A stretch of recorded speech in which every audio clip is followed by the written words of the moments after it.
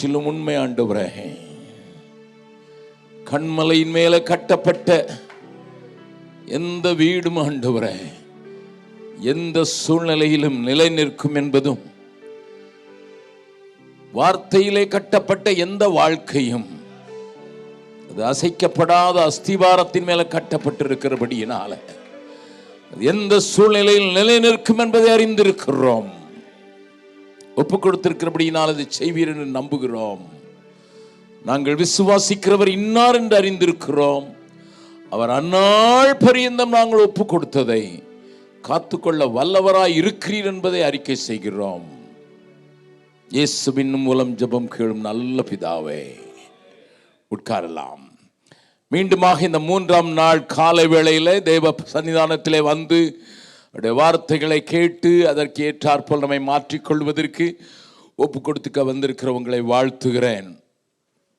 தேவ வார்த்தையை கேட்கிறவர்களாக மாத்திரம் அல்லாமல் அதன்படி செய்கிறவர்களே பாக்கியவான்கள் என்பதை அறிந்திருக்கிறோம்.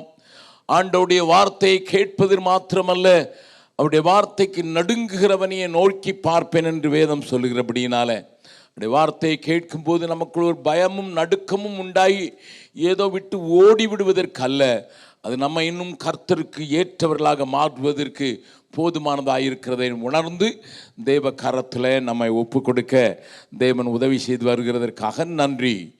நேற்றைய தினத்தில் சொல்லப்பட்ட அனைத்து காரியங்களையும் நீங்கள் மறுபடியுமாக இந்த வீடியோவை கேட்கும்படியாக நான் உங்களிடத்தில் வேண்டிக் கொள்வேன்.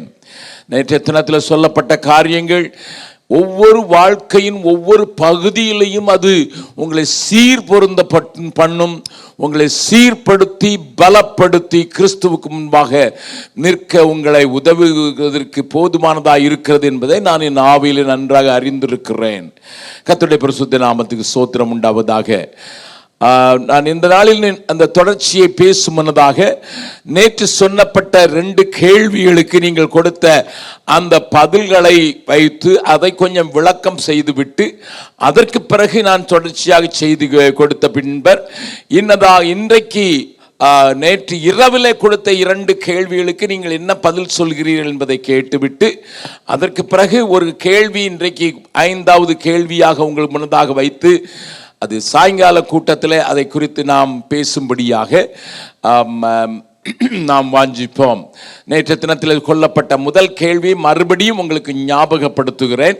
அங்கே சொல்லப்பட்டது, இன்னும் 10 ஆண்டுகளிலே ஐரோப்பாவில் இருக்கிற தமிழ் சபைகளுக்கு வரப்போகிற என்ன ஆபத்துகள் என்பதை நாம் கேள்வியாக உங்களுக்கு முன்னதாக வைத்தோம். உங்களுடைய காரியங்களை எல்லாம் நீங்கள் சொன்னீர்கள். கர்த்தருடைய பரிசுத்த நாமத்துக்கு ஸ்தோத்திரம். இதை காட்டிலும் அதிகமான பொல்லாத விஷயங்கள் பேசப்படும். அது ஆவிக்குரிய ரூபத்திலே வரும், ஆவிக்குரிய உடையணிந்து வரும் என்பதெல்லாம் நீங்கள் நேற்றைய தினத்தில் சொன்ன பதில்களிலிருந்து நான் யூகிக்கிறேன். கர்த்தருடைய பரிசுத்த நாமத்துக்கு ஸ்தோத்திரம். இன்றைக்கு நான் பேச போகிற சில வார்த்தைகள் உங்களுக்கு வேத வசனத்தின் அடிப்படையில் இருக்கும் என்பதனால பொல்லாத உபதேசங்கள் நமக்கு முன்னதாக வைக்கப்படும். நேற்றைய தினத்தில் கூட எனக்கு ஒரு ஃபோன் வந்தது. கர்த்தருடைய பிள்ளைகள் ஒருவரிடத்திலிருந்து எனக்கு இந்த ஃபோன் வந்தபோது அங்கே இப்பொழுது பரவிக்கொண்டிருக்கிற ஒரு பெரிய பொல்லாத உபதேசம் நேபாளை கெடுத்து குட்டிச்சவராக்கி விட்டது என்பதை நான் உங்களுக்கு சொல்ல வேண்டும். நன்றாய் கவனியுங்கள். ஒருவேளை இங்கே வந்திருக்கிறதா என்று தெரியவில்லை. அது கொரியாவினுடைய சரக்கு. கொரியாவில் இருந்து சில மற்றும் பலவிதமான பொல்லாத உபதேசங்கள் புறப்பட்டு உலகம் முழுவதும் பரம்புவதை நீங்கள் கேட்டிருக்கலாம். ஏனென்றால் கொரியர்களிடத்தில் இப்பொழுது ஏராளமான பணம் இருக்கிறது மாத்திரமல்ல, அவர்களுடைய பணத்தின் மிகுதியிலே அவர் ஆண்டவருக்கு ஊழியம் செய்கிறேன் என்று சொல்லி பொல்லாத உபதேசங்களுக்கு அவர்கள் அள்ளி கொடுக்கிறவர்களாக மாறிவிட்டார்கள். எப்படி யெகோவா விட்னஸ் என்று சொல்லப்படுகிற யெகோவா சாட்சிகளிடத்தில் ஏராளமான பணம் இருக்கிறது, ஆகையினால எல்லா தேசங்களையும் விட்டாமல் அவர்கள் தரமான என்றால் அவருடைய புஸ்தகங்கள் எல்லாம் பார்த்த ரொம்ப அட்ராக்டிவாக எல்லா வயதினருக்கும் உரியதாக உண்டாக்கி ஹெல்த் என்று சொல்வார்கள், வெல்த் என்று சொல்வார்கள். அதோடு கூட செவன்த் டே அட்வென்டிஸ்ட் அவர்களும் இப்படியாக பயங்கரமான இந்த காரியங்களை பரப்புகிற இடத்துல பணத்திற்கு பஞ்சம் இல்லை என்பதை நீங்களும் நானும் நன்றாக அறிந்திருக்கிறோம்.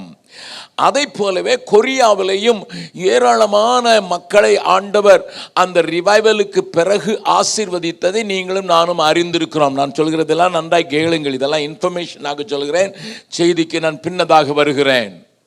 கவனியுங்கள். கொரியாவில் ஒரு காலத்தில் 3% தான் புராட்டஸ்டன்ட் கிறிஸ்டியனாக இருந்தார்கள், 7% தான் அவர்கள் கிறிஸ்தவர்களாக இருந்தார்கள். ஆனால் தேவ ஜனங்கள் போராடி ஜெபித்தது நிமித்தமாக காலையிலே எழுந்து தேவ சமூகத்துக்கு ஓடி வருகிறதை நான் கொஞ்சம் பார்த்திருக்கிறேன். நான் அந்த பெரிய எழுப்புதலின் ஆரம்ப நாட்களிலே நான் கொரியாவுக்கு போகவில்லை. எழுப்புதல் நடந்து முடிந்து அந்த பின்மாதிரியினுடைய காரியத்தில் தூறல் அடிக்குமே, மழை பெய்த பின்பு தூறல் கொஞ்சம் இருக்குமே, அந்த நேரத்தில் நான் கொரியாவுக்கு போயிருந்த போது நான் தேடி கொரியாவினுடைய ரிவைவல் என்ன செய்தது என்று நான் பார்க்க போயிருந்தேன். நன்றாக கவனியுங்கள். அநேக நேரங்களிலே எழுப்புதலை குறித்து ஜபிக்கிறோம். ஆஸ்பெரி என்கிற இடத்துல, அமெரிக்காவில் ஆஸ்பெரி என்கிற இடத்துல ஒரு சின்ன எழுப்புதல் வந்தது என்று சொல்லி இப்பொழுது நீங்கள் கேள்விப்பட்டிருப்பீர்கள். உடனே எல்லாரும் பிளேனை எடுத்துக்கிட்டு போயிட்டாங்க ஆஸ்பெரிக்கு. போன மாதத்தில் நான் ஆஸ்பெரியிலே இருக்கிற அந்த யூனிவர்சிட்டியிலே படிக்கிற என்னுடைய உடன் ஊழியக்காரர் ஒருவரை நான் அங்கே நாக்பூரில் சந்தித்து அவரோடு கூட பேசிக்கொண்டிருந்தேன். அவர் ஆஸ்பெரியில் கடந்த 3 வருடங்களாக வசித்து வருகிறார், அதே யூனிவர்சிட்டியில் படிக்கிறார். அப்பொழுது நான் அவரிடத்தில் சில கேள்விகளை கேட்டேன். ஐயா, ஆஸ்பெரிக்கு எல்லாரும் போக வேண்டும் என்று தீர்மானித்து விட்டு வந்தார்களே, அங்கே ஒரு பெரிய எழுப்புதல் ஆரம்பித்து விட்டதுன்னு சொன்னாங்களே, அதை கொஞ்சம் சொல்லுங்கள் என்று சொன்னபோது ஜனங்கள் கூடி ஜெபித்து கொண்டே இருந்தார்கள், அழுதார்கள், தங்களுடைய பாவங்களை அறிக்கை செய்து. யாரும் பிரசங்கம் பண்ணுகிறதுக்கு அங்கே இல்லை, யாரும் வழி நடத்துவதற்கு இல்லை. இங்கே இருக்கிற ஸ்டூடெண்ட்ஸ் மத்தியில் ஒரு பெரிய காரியம் நடந்தது. ஆஸ்பெரி ஒரு சின்ன ஊர், சின்ன கிராமம் என்றுதான் சொல்ல வேண்டும். என்றால் இந்தியாவை பொறுத்த மட்டும் 4500 பேர் ஒரு ஊரில் இருக்கிறாங்கன்னா அதை நாங்கள் குட்டி கிராமம் தான் சொல்லுவோம். ஏன்னா எங்களுக்கு எண்ணிக்கையெல்லாம் 10,000 20,000 பேர் இருந்தால் தான் ஒரு கிராமம்னு சொல்லுவோம். மொத்தம் ஆஸ்பெரியில் இருக்கிறது 4500 பேர் மாத்திரமே. அந்த சின்ன குட்டி ஊரில் இருக்கிற சர்வ கலாசாலை யூனிவர்சிட்டியில் ஸ்டூடெண்ட்ஸ் அழுது ஜெபித்தார்கள். தேவனுடைய அசைவாடுதல் இருந்து பாவ உணர்வடைந்தார்கள். அவர்கள் உந்தப்பட்டார்கள், அழுது ஜெபித்தார்கள். அமெரிக்காவுக்காக அழுது ஜெபித்தார்கள். அதிலிருந்து சிலர் மற்ற யூனிவர்சிட்டியிலையும் போய் அப்படிப்பட்ட ஒரு ஜெபம் ஆரம்பிக்க வேண்டும் என்று அவர்கள் அப்படிப்பட்ட அந்த எழுப்புதலின் தீ பரவ வேண்டும் என்று வாஞ்சித்தார்கள். அவ்வளவுதான். நன்றாக கவனிங்கள். அது இன்னும் நடந்து கொண்டிருக்கிறது அந்த இடத்துல. வெளியே இருக்கிறவர்கள் அது எங்கே நடக்கிறது, என்ன நடக்குது, அங்கே போய் தொட்டிட்டு வந்துடலாம் அப்படிங்கிற மாதிரி போய் உடனே குமிஞ்ச உடனே அரசாங்கம் அந்த ஊரினுடைய அந்த லோக்கல் கவர்மெண்ட், அதாவது உள் சபை இருக்கிறதே கவர்மெண்ட், அவர்கள் சொல்லிவிட்டார்கள் யாருங்க வரக்கூடாதுன்ட்டு. எங்களால் ஹேண்டில் பண்ண முடியாது. ஏன்னா பல ஆயிரம் மக்கள் வந்துட்டிங்கன்னா எங்கள் ஊரில் இருக்கிற சின்ன ரோடுகள், எங்கள் ஊரில் இருக்கிற சின்ன ரெஸ்டாரண்ட்டு, எங்கள் ஊரில் இருக்கிற சின்ன ஹோட்டல்கள், யாரையும் தங்கலாம் வைக்க முடியாது, நீங்கள் போங்கய்யா அப்படின்னு சொல்லி விரட்டி விட்டதுனால இப்போ யாரும் அங்கே போகிறதில்லை. நன்றாய் கவனிங்கள். எழுப்புதல் என்று சொல்கிற போதெல்லாம் கொஞ்சம் கவனமாகவே இருக்க வேண்டும் என்பதற்காக நான் இதை சொல்கிறேன். எழுப்புதல் நம்ம சொல்லுவோம், எழுப்புதலுக்காக ஜெபம் பண்ணுவோம், எழுப்புதலுக்காக பாட்டு பாடுவோம். எழுப்புதல் மனிதனிலே ஆரம்பித்து அது மனிதர்கள் பற்றி பிரிக்கிற ஒரு தீ. ஹல்லேலூயா. தீ பரவுமா இல்லைன்னா ஒரே இடத்துல இடிஞ்சுக்கிட்டு இருக்குமா? பரவும். ஆமாம், அதுதான் நடந்தது பழைய எழுப்புதல்கள் எல்லாம்.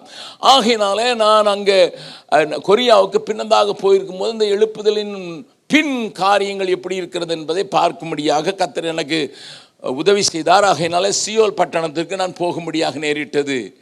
அங்கே நான் பார்த்த ஒரு காட்சி என்னென்றால், காலையில் 5 மணிக்கு ஆலயம் நிரம்பி வழியும். எல்லா ஆலயங்களும், அது பிரஸ்பெட்டேரியன்னாலும் சரி, பென்டிகாஸ்டல்னாலும் சரி, ஏஜ் சபைகள் நிறைந்து வழியும், பிரஸ்பெட்டேரியன் சபைகள் நிறைந்து வழியும். ஏனென்றால் அங்கே பேப்டிஸ்ட் சபைகள் பிரெஸ்பிட்டேரியன் சபைகள், ஏஜி சர்ச்சஸ், இவைகள் நிரம்பி வழியும். காலையில் 5 மணிக்கு எல்லாரும் கூடி நன்றாய் ஜெபிக்கிற சத்தத்தை நீங்கள் காலையிலே கேட்க முடியும். கொரியாவில் எத்தனை குளிர் இருந்தாலும் எத்தனை பனி இருந்தாலும் ஜனங்கள் ஓடி வந்து ஜெபிப்பார்கள்.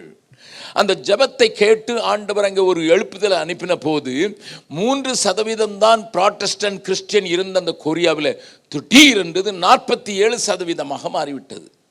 உண்மையாக மனம் திரும்பினார்கள். உண்மையாக அவர்களுக்கு உத்வேகம் வந்தது. ஏழை நாடு போல இருந்தது. ஜப்பானியர்களால் அதிகமாக நொறுக்கப்பட்டு அடிக்கப்பட்டு ஒடுக்கப்பட்ட அந்த நாளாக இருந்தது. திடீரென்று 2ஆக பிரிக்கப்பட்டது. யாரால? ஜப்பானியர்களால். ஏனென்றால் ஜப்பானில் இருக்கிற அவர்கள் எப்படியாயிலும் பிரித்து இவர்களை அழித்து விட வேண்டும் என்று யோசித்ததினால அதனால்தான் நார்த் கொரியா சவுத் கொரியா என்று மாறிற்று. உங்களுக்கு நார்த் கொரியாவை பற்றி தெரிந்திருக்கும். அங்கே ஒரு பைத்தியக்காரன் ஒருவன் இருக்கிறான். அவன் பக்கத்தில் சொன்னான், 10 நாள் யாரும் சிரிக்கக்கூடாது, பிள்ளை கூட சிரிக்கக்கூடாது. ஏன்னா அவங்க தாத்தா செத்து போனது நாள் வரதான். ஆனால் இன்னும் அணுகுண்டை செய்வேன், அதை செய்வேன், இதை செய்வேன், ராக்கெட் விடுவேன், அவனை அழிப்பேன், இவனை அழிப்பேன்னு இன்றைக்கும் பேசி கொண்டு இருக்கிறான். அவன் கொஞ்சம் செய்தும் இருக்கிறான். அதோடு மாத்திரமல்ல, முந்தின நாள் நியூஸ் பிரதர் வைஸ்லி கூட சொன்னார், நானும் அதை செக் பண்ணினேன். புட்டினோடு கூட வந்து ரகசியமாக பேசி இன்னும் ஆயுதம் வாங்க வேண்டும். திங்கிறதுக்கு சோறே கிடையாது, ரொட்டியே கிடையாது. அவங்ககிட்ட பரிதாபமான நிலை இருக்கிறது. உள்ளாக போய்விட்டு வந்தவர்கள் சொல்லுகிற காட்சியை கேட்கலாம். அப்படியான நார்த் கொரியா என்று மாறிவிட்டது. கம்யூனிஸ்ட் நாடுகளும் பிரிக்கப்பட்டு ரஷ்யாவினுடைய காரியம் மேலோங்கி இருந்து சூப்பர் பவர் என்றெல்லாம் சொன்னார்களே, அங்கேயும் அப்படிதான். மாஸ்கோவை நல்லா வச்சிருந்தான். உள்ளுக்குள்ளே போய் பார்த்தீங்கன்னா ஒன்றும் கிடையாது. நான் என்ன ரஷ்யாவில் பல நகரங்களுக்கு போயிருக்கிறேன், ரஷ்யாவினுடைய பகுதிகளுக்கு போயிருக்கிறேன். அங்கே முன்னேற்றம் என்று சொல்வார்கள். ஆனால் கம்யூனிஸ்ட் ஆளுகையில் தேவன் இல்லாத இடத்துல ஒரு சுகம் இல்லைங்கிறத கம்யூனிஸ்ட் ரஷ்யாவில் நான் பார்த்தேன். நன்றாய் கவனியுங்கள். அவர்களும் தேவனை பற்றின பின்புதான் அவர்களை தேவன் ஆசீர்வதிக்க ஆரம்பித்தார்.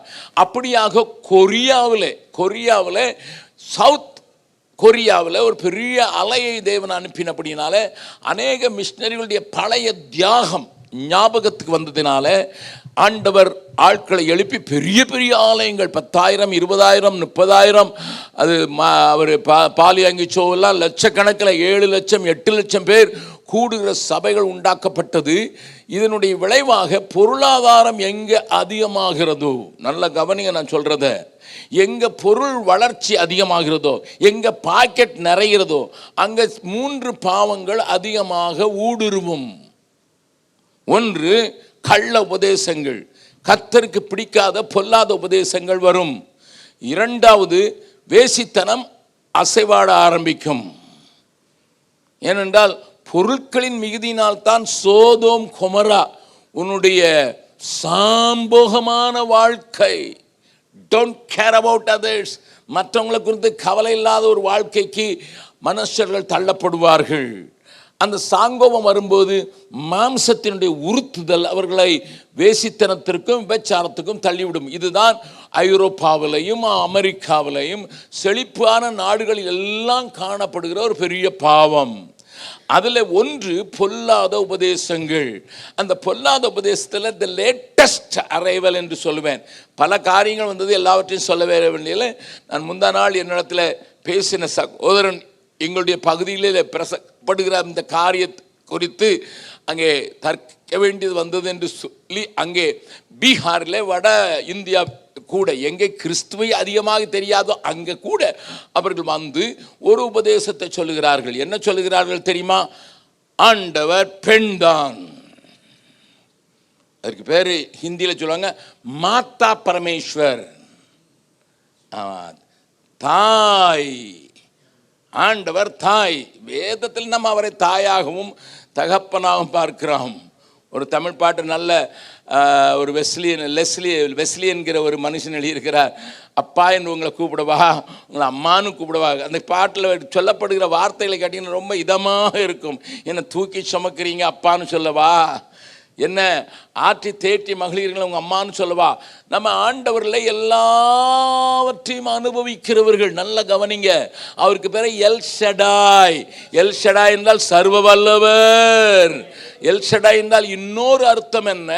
ஒரு தாயை போல மார்பகங்களில் என்னை சுமந்து பாலூட்டி தேனூட்டி வளர்க்கிறவர் என்ற அர்த்தம். அதை நாம் மறுக்கவில்லை. ஆனால் அவர்கள் சொல்வார்கள், இல்லை இல்லை இல்லை, நீங்கள் தவறாக ஆண்டவரை அறிந்து கொண்டிருக்கிறீர்கள். ஃபாதர் என்று கூப்பிடக்கூடாது, மதர் என்று கூப்பிட வேண்டும். ஹலோ, நல்லா கவனிங்க. எங்கேருந்து வந்து கேட்குறீங்களா? இங்கேருந்து தான். எல்லா வேதத்திலிருந்து தாங்க வரும். இதை நான் சொல்லி கொடுத்து தான் நான் பிரசங்கத்துக்கு போக போகிறேன். அப்போ நீங்கள் புரிந்து கொள்றதுக்கு எதுவாக இருக்கும். வாசிக்கலாம். கலாத்தியர்களின் நிருபம், கலாத்தியர்களின் நிருபம் 4வது அதிகாரம் 4வது அதிகாரம் 26வது வசனத்தை வாசிக்கலாம். மேலான எருசலேமோ, மேலான எருசலேமோ, சுயாதீனம் உள்ளவள், சுயாதீனம் உள்ளவள், அவளே நம் எல்லாருக்கும் தாயானவள். இந்த வசனத்தை பிடிச்சுக்கிட்டான். இந்த வசனத்தை பிடிச்சு அவளே நமக்கு தாயானவள் என்று சொல்லி மாதா பரமேஸ்வர் என்கிற ஒரு பெரிய காரியத்தை பல கோடி ரூபாயை கொடுத்து இன்னைக்கு உலகம் முழுவதும் பரப்பி கொண்டிருக்கிறார்கள். நேபாளத்தில் அது அழித்து அநேக சபைகளை முடக்கி விட்டது. பீகார்லேயே அங்கே மிஷினரிகள் அனுப்பப்படுகிறார்கள். காசு கொடுக்கப்படுகிறது அவர்களுக்கு ஏராளமாக. அந்த பணத்தை கொண்டு வந்து வைத்து அவர்கள் அதை பரப்புகிறார்கள். அப்பொழுது என்னுடைய சகோதரன் சொன்னான், அப்பா பிதாவே என்று நீ கூட வேண்டாம், நீ அம்மான்னு தான் கூப்பிடணும் அப்படின்னு சொல்லப்படுகிற காரியம். அதில் இன்னும் ஆழமான சில தவறான போதனைகளை ஒரு போதகர் சிலைக்கிற அவருடைய சபையை பார்த்தீங்கன்னா டிவியில் பல ஆயிரங்கள் அப்படியே உட்காந்து கேட்டுக்கிட்டு இருக்காங்க. கோடீஸ்வரர்கள், billionaires, they just pour money for this, spreading this false doctrine. ஆகினாலே வரப்போகிற 10 ஆண்டுகளில் கிருபையை குறித்து சொல்லப்பட்டிருக்கிற காரியம் எப்படி பரவி வருகிறது என்பது உங்களுக்கு தெரியும். மனிதனுக்கு லகுவாக தோன்றுகிற வாசல், விசாலமான வாசல்கள் ஏராளமாக திறக்கப்படுவதற்கான வாய்ப்பை ஆண்டவர் இன்றைக்கல்ல 2000 வருடங்களுக்கு முன்னதாக சொல்கிறார். நல்லா மறுபடியும் சொல்லுங்க, ஜீவனுக்கு போகிற வாசல் என்னது? இடுக்கமானது. அழிவுக்கு போகிற வாசல், அதில் பிரவேசிக்கிறவர்கள் அநேகர். இயேசு சொன்னது அப்படித்தான். நமக்கு மறுபடியும் வாசிக்கலாம். மத்திய எழுதின சுவிசேஷம் 7வது அதிகாரம், மத்திய எழுதின சுவிசேஷம் 7வது அதிகாரத்தில் ஆண்டவர் இவைகளை நமக்கு தெளிவாக சொன்னார். 13வது வசனத்தையும் 14வது வசனத்தையும் 15வது வசனத்தையும் வாசியுங்கள். ஜீவனுக்கு இடுக்கமான வாசல் வழியாய் உட்பிரவேசியுங்கள், இடுக்கமான வாசல் வழியாய் உட்பிரவேசியுங்கள். கேட்டுக்கு போகிற வாசல் விரிவும், கேட்டுக்கு போகிற வாசல் விரிவும் விசாலமுமாயிருக்கிறது, வழி விசாலமுமாயிருக்கிறது. அதில் வழியாய் பிரவேசிக்கிறவர்கள் அநேகர், அதன் வழியாய் பிரவேசிக்கிறவர்கள் அநேகர், அநேகர். ஜீவனுக்கு போகிற வாசல், ஜீவனுக்கு போகிற வாசல் இடுக்கமும், இடுக்கமும் வழி நெருக்கமுமாயிருக்கிறது, வழி நெருக்கமுமாயிருக்கிறது. அதை கண்டுபிடிக்கிறவர்கள் சிலர், கண்டுபிடிக்கிறவர்கள் சிலர். கள்ள தீர்க்கதரிசிகளுக்கு எச்சரிக்கையாயிருங்கள், கள்ள தீர்க்கதரிசிகளுக்கு எச்சரிக்கையாயிருங்கள். அவர்கள் ஆட்டுத்தோலை போர்த்துக் கொண்டு, அவர்கள் ஆட்டுத்தோலை போர்த்துக் கொண்டு உங்களிடத்திற்கு வருவார்கள், உங்களிடத்திற்கு வருவார்கள். உள்ளத்திலோ, உள்ளத்திலோ அவர்கள் பட்சிக்கிற போனாய்கள். நல்ல கவனிங்க, அடுத்த வசனத்தை வாசிக்கலாம். அவர்களுடைய கனிகளினாலே அவர்களை கனிகளினாலே அவர்களை அறிவீர்கள். முட்செடிகளில் திராட்சை பழங்களையும், முட்செடிகளில் திராட்சை பழங்களையும், முட்பூண்டுகளில் அத்தி பழங்களையும் பறிக்கிறார்களா? அத்தி பழங்களையும் பறிக்கிறார்களா? அப்படியே அப்படியே நல்ல மரமெல்லாம், நல்ல மரமெல்லாம் நல்ல கனிகளை கொடுக்கும், நல்ல கனிகளை கொடுக்கும். கெட்ட மரமோ, கெட்ட மரமோ கெட்ட கனிகளை கெட்ட கொடுக்கும். கனிகளை கொடுக்கும். நல்ல மரம், நல்ல மரம் கெட்ட கனிகளை கொடுக்க மாட்டாது, கெட்ட கனிகளை கொடுக்க மாட்டாது. கெட்ட மரம், கெட்ட மரம் நல்ல கனிகளை கொடுக்க நல்ல மாட்டாது, கனிகளை கொடுக்க மாட்டாது. நல்ல கனி கொடாத மரமெல்லாம், நல்ல கனி கொடாத மரமெல்லாம் வெட்டுண்டு அக்கினியிலே போடப்படும், வெட்டுண்டு அக்கினியிலே போடப்படும். ஆதலால் அவர்களுடைய கனிகளினாலே அவர்களை அறிவீர்கள், கனிகளினாலே அவர்கள் அறிவீர்கள். இதெல்லாம் இயேசு அப்பவுமே நமக்கு சொல்லி எச்சரித்து விட்டு போனார். ஆனால் வார்த்தைகளை கொஞ்சம் மறுபடியும் கவனிக்கும்படியாக சொல்லுகிறேன். 13வது வசனத்தினுடைய பின்பதி அதன் வழியாய் பிரவேசிக்கிறவர்கள் அநேகர். 14வது வசனத்தில் அதை கண்டுபிடிக்கிறவர்கள் சிலர். பக்கத்தில் கையை பிடிச்சி முகத்தை பார்த்து கேளுங்க பார்க்கலாம். நீங்கள் பலரோடு இருக்க விரும்புகிறீர்களா, சிலரோடு இருக்க விரும்புகிறீர்கள்? பலரோடு இருக்கிற விரும்புகிறவர்களுக்கு ஒன்றையும் கண்டுபிடிக்கலாம் வேண்டாம், அது திறந்து தான் இருக்கு. You just walk through. ஆனால் அந்த சிலரோடு இருக்கிறவர்களுக்கு என்ன செய்யணும்? கண்ணும் கண்டுபிடிக்கணும். ஆமாம் ஆமாம் ஆமாம். நம்ம இப்போ யார் ஏசு எல்லாத்தையும் சிலுவையில் முடிச்சிட்டார்ப்பா. நீ செய்ய போகிற விபச்சாரத்தை முன்னால் முடிச்சாருனால விபச்சாரம் செஞ்சால் ஒன்று எஃபெக்ட் பண்ணாது. நீ ஒரு தடவை ரசிக்கப்பட்டா அது பரலோகத்தை டிக்கெட் ரிசர்வ் ஆகிட்டுடா. யார் இடா உன்னை தடுக்கிறது? இப்படிலாம் பிரசங்கம் டிவியில் நீங்கள் நிறைய கேட்பீங்க. அந்த மாதிரி பிரசங்கியால் எங்களுடைய பேரை எடுத்து போட்டு திட்டுறான். அகஸ்தியகுமார் பரலோகத்துக்கு போக மாட்டேன்னு இவன் டிக்கெட் கொடுக்க மாட்டேங்கிறான். இயேசு நாமத்தை சொன்னவனுக்கெல்லாம் டிக்கெட் கிடைச்சிட்டான். ஆனால் எங்களுக்கெல்லாம் டிக்கெட் கிடைக்காது. ஏன்னா நாங்கள் இடுக்கமான வழியை பேசுகிறோமா. என் ஆண்டவர் எத்தனை அழகாக சொல்லி இருக்கிறார் பாருங்கள். விசாலமானது. நீ ஒன்றும் கண்ணு. அதனால தான் ஒரு போதகர் ஒரு மனுஷனுக்கு குடிக்காதப்பா குடிக்காதப்பா குடிக்காதப்பான்னு சொன்னார். ஆனால் அவன் கேட்குற மாதிரி இல்லை. ஒரு நாள் போதகர் வழியில் போயிட்டு இருக்கும்போது அவன் கேட்டான், ஏய் பாஸ்டர், நரகத்துக்கு போகிற வழி இங்கே இருக்கு சொல்லு. நீ சர்ச்சுக்குள்ளே தான் நான் பரலோகத்துக்கு போகிற வழி சொல்கிற. இப்போ எனக்கு சொல்லு, நரகத்துக்கு போகிற வழி எங்கே இருக்கு? அவர் சொன்ன, நேரம் அப்படியே போய் நேரம் போயிடும், நோ ஸ்டாப்பிங். ஏன்னா இயேசுவே சொல்லும் போது சொன்னார், என்ன சொன்னார் தெரியுமா? பாதாளத்தின் வாசலா வாசல்களா? வாசல்கள். பக்கத்தில் கை பிடிச்சோங்க. பாதாளத்துக்கு போற நிறைய வாசல்கள், பரலோகத்துக்கு போற ஒரே வாசல். பாதாளத்துக்கு போறதுக்கு நிறைய வாசல்ப்பா. எந்த வழியில போனாலும் அங்கதான் போய் சேருவேன். பழைய காலத்தில் சொல்லுவாங்க, உங்க இத்தாலியில் இருக்கிறனால சொல்றேன், all roads leads to Rome. தெரியுமா உங்களுக்கு இந்த பழமொழி? எல்லா பாதையும் ரோமுக்கு தான் போய் சேரும். All roads. அது இங்கிலீஷ்ல அது இடியமேட்டிக்காவே சொல்லுவாங்க. All roads leads to Rome. அந்த காலத்தில் ரோம் அரசாங்கம் அப்படி இருந்ததுங்கிறது விளக்குறதுக்கு, எவ்ரி ரோட், எந்த கண்ட்ரிலேருந்து புறப்பட்டாலும் இந்த ரோடு நேராக ரோமுக்கு போட்டு சேர்த்துரும். அதே மாதிரி தான் நீ எந்த வழியில் போனாலும் நரகத்துக்கு போய் சேர்ந்துடலாம். நல்ல கவனிங்க. அப்போ கண்டுபிடிக்கிறவர்கள், அந்த வார்த்தைகள் எல்லாம் இயேசு எவ்வளோ ஞானமா நமக்கு விளங்கும்படியாக சொல்லுங்க. பிரவேசிக்கிறவர்கள் அநேகர். ஏன்னா அதுக்கு ஒன்றும் தடையெல்லாம் கிடையாது. ஏன்னா ரொம்ப விசாலமா இருக்குது. எப்படி போனாலும் கோணி கீணி போனாலும் ஓடிடும். so wide, so wide. But ஜீவனுக்கு போகிற வழி இடுக்கமானதும் வழி நெருக்கமானதாக இருக்குது. அதை கண்டுபிடிக்கிறவர்கள் சிலர். அப்போ விசாலமான வழியை போதிக்கிறவர்கள் ஏராளமாக இருப்பாங்க. அதனால தான் பவுல் முதல்ல சிலர்னு சொன்னார் 1 தீமோத்தேயுல, 2 தீமோத்தேயுல அநேகர்னு சொல்லிட்டாரு. சிலர் அதை பின் வாசிக்கலாம். 19வது வசனம். இந்த நல் மனசாட்சியை சிலர் தள்ளிவிட்டு, சிலர் 1 தீமோத்தேயு எழுதும்போது சிலரா இருந்தவங்க, 2 தீமோத்தேயு எழுதும்போது பாருங்க 4வது அதிகாரம், 2 தீமோத்தேயு 4வது அதிகாரம் 3வது வசனத்தை வாசிங்க. ஏனென்றால் அவர்கள் ஆரோக்கியமான உபதேசத்தை பொறுக்க மனதில்லாமல் செவித்தின உள்ளவர்களாகி தங்கள் சுய இச்சைகளுக்கு ஏற்ற போதகர்களை தங்களுக்கு திரளாக சேர்த்துக்கொண்டு சத்தியத்துக்கு செவியை விலக்கி கட்டுக்கதைகளுக்கு சாய்ந்து போகும் காலம் வரும். ஆமா, 1 தீமோத்தேயு எழுதி 2வது லெட்டர் போடுறதுக்குள்ள இவ்வளவு பாடு. 2வது லெட்டர் எழுதி ரொம்ப ஆச்சு. அப்போ இப்போ பலர் இல்லை, அநேகர் இல்லை, பயங்கர கூட்டம். பிரதர் பயங்கர கூட்டம் பிரதர். அப்படியா? யாராவது அந்த சபைக்கு பயங்கர கூட்டம் சொன்னாங்கன்னா எனக்கு டக்குன்னு அடிக்கும். ஓ, வாசலை நிறைய திறந்து விட்டான் போல.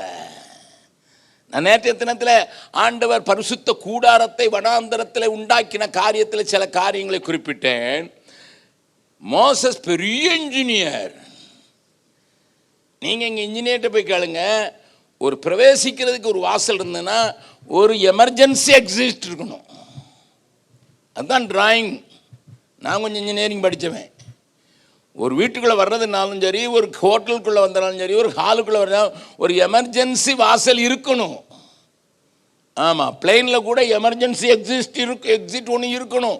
இல்லைன்னா அதுக்கு லைசன்ஸ் கொடுக்க மாட்டான், வீடு கட்டுறதுக்கு பெர்மிஷன் கொடுக்க மாட்டான். ஆனால் ஆண்டவர் பெரிய இன்ஜினியராகிய மோசே பார்த்து சொன்னார், இந்த பாரு, நீ இன்ஜினியரிங் படித்ததெல்லாம் வாங்க கூட வச்சுக்க, போகிற வழி ஒன்று தான். நம்ம ஆள் அங்கங்கே ஓட்ட போட்டான். அதைத்தான் பின்னால் எழுதுகிறாரு அல்லது யூதா எழுதுகிறாரு, பக்க வழியாய் நுழைந்தவர்கள். பக்கத்தில் இருக்க கையை பிடிச்சுங்க. நீங்கள் ஸ்ட்ரெயிட் ரோட்டில் வந்தீங்களோ இல்லை சைடு ரோட்ல? கொஞ்சம் கல்யாணம் கட்டி சைடு ரோட்டில் வந்தவன் இருப்பான். நான் நேற்று தினத்தில் சொல்லும்போது ஒரு காரியத்தை சொன்னது ஞாபகத்தில் இருக்கு. ஏசாவ இடத்துல போர் செய்ய வேண்டாம்னு சொன்னார். ஆமாம், ஏசாவ இடத்துல நீ டோன்ட் ஃபைட் வித் ஹிம். ஆனால் விக்கிரக கோயிலுக்கு போக சொல்லலை, இந்து கோயிலுக்கு போகலாம். அப்படியா? மற்றவனுக்கு இடத்துல இருக்கும், அங்கே போய் நீ என்ன செய்ய போகிற? சாம்பிராணி போக பிடிக்கவா? அது வீட்டுக்குள்ளே போட்டுக்க. Listen sir, listen. சில காரியம் கொஞ்சம் இடுக்கமாக தான் இருக்கும், கொஞ்சம் நெருக்கமாக தான் இருக்கும், ஆனால் ஜீவனுக்கு கொண்டு போகும். பழைய காலத்தில் ஒரு புஸ்தகம் வெளியிடப்பட்டது, அது பைபிளுக்கு அடுத்ததாக போற்றப்படுகிற ஒரு புஸ்தகம், மோட்ச பிரயாணம். அது உங்களுக்கு கிடைக்குமானால் தயவு செய்து வாங்கி வாசிங்கள், ஒரிஜினல் வாசிங்க. அது ரொம்ப இன்ட்ரெஸ்டிங்காக எழுதியிருப்பார். ஜான் பனியன் என்கிற ஒரு தேவ மனிதனை அவர்கள் சிறைச்சாலையில் பிடித்து போட்டார்கள், ரோமன் கத்தோலிக்க அரசாங்கம். அவங்கெல்லாம் கவனிங்க, இங்கிலாந்து தேசத்தை ரோமன் கத்தோலிக்கர்கள் ஆண்டு கொண்டிருந்த போது இந்த ஜான் பனியன் தேவ வார்த்தைகளை சொல்ல வேண்டும் என்று அவர் விரும்பினதினால் அவரை கைது செய்து உள்ளே போட்டு விட்டார்கள். உள்ளே இருந்த ஜான் பனியன் ஒரு தரிசனம் போல ஒரு டிராமாவை பார்த்தார். அதைத்தான் மோட்ச பிரயாணம் என்று எழுதியிருக்கிறார். த பில்கிரிம் ப்ராக்ரஸ் என்று ஆங்கிலத்தில் சொல்வார்கள். அந்த புஸ்தகத்தை கிடச்சதுன்னா தயவுசெய்து, அது சுவிஸ் ஜெர்மனில் இருக்குது, இட்டலி பாஷையில் இருக்குது. Please get a book and read through. ஒரிஜினலில் கிடைக்காது, பட் ஆனால் ஒரிஜினல் இங்கிலீஷில் இருக்குது. நான் ஒன்று ஒரிஜினல் காப்பி வச்சுருந்தேன், யாரா ஆட்டையை போட்டாங்க.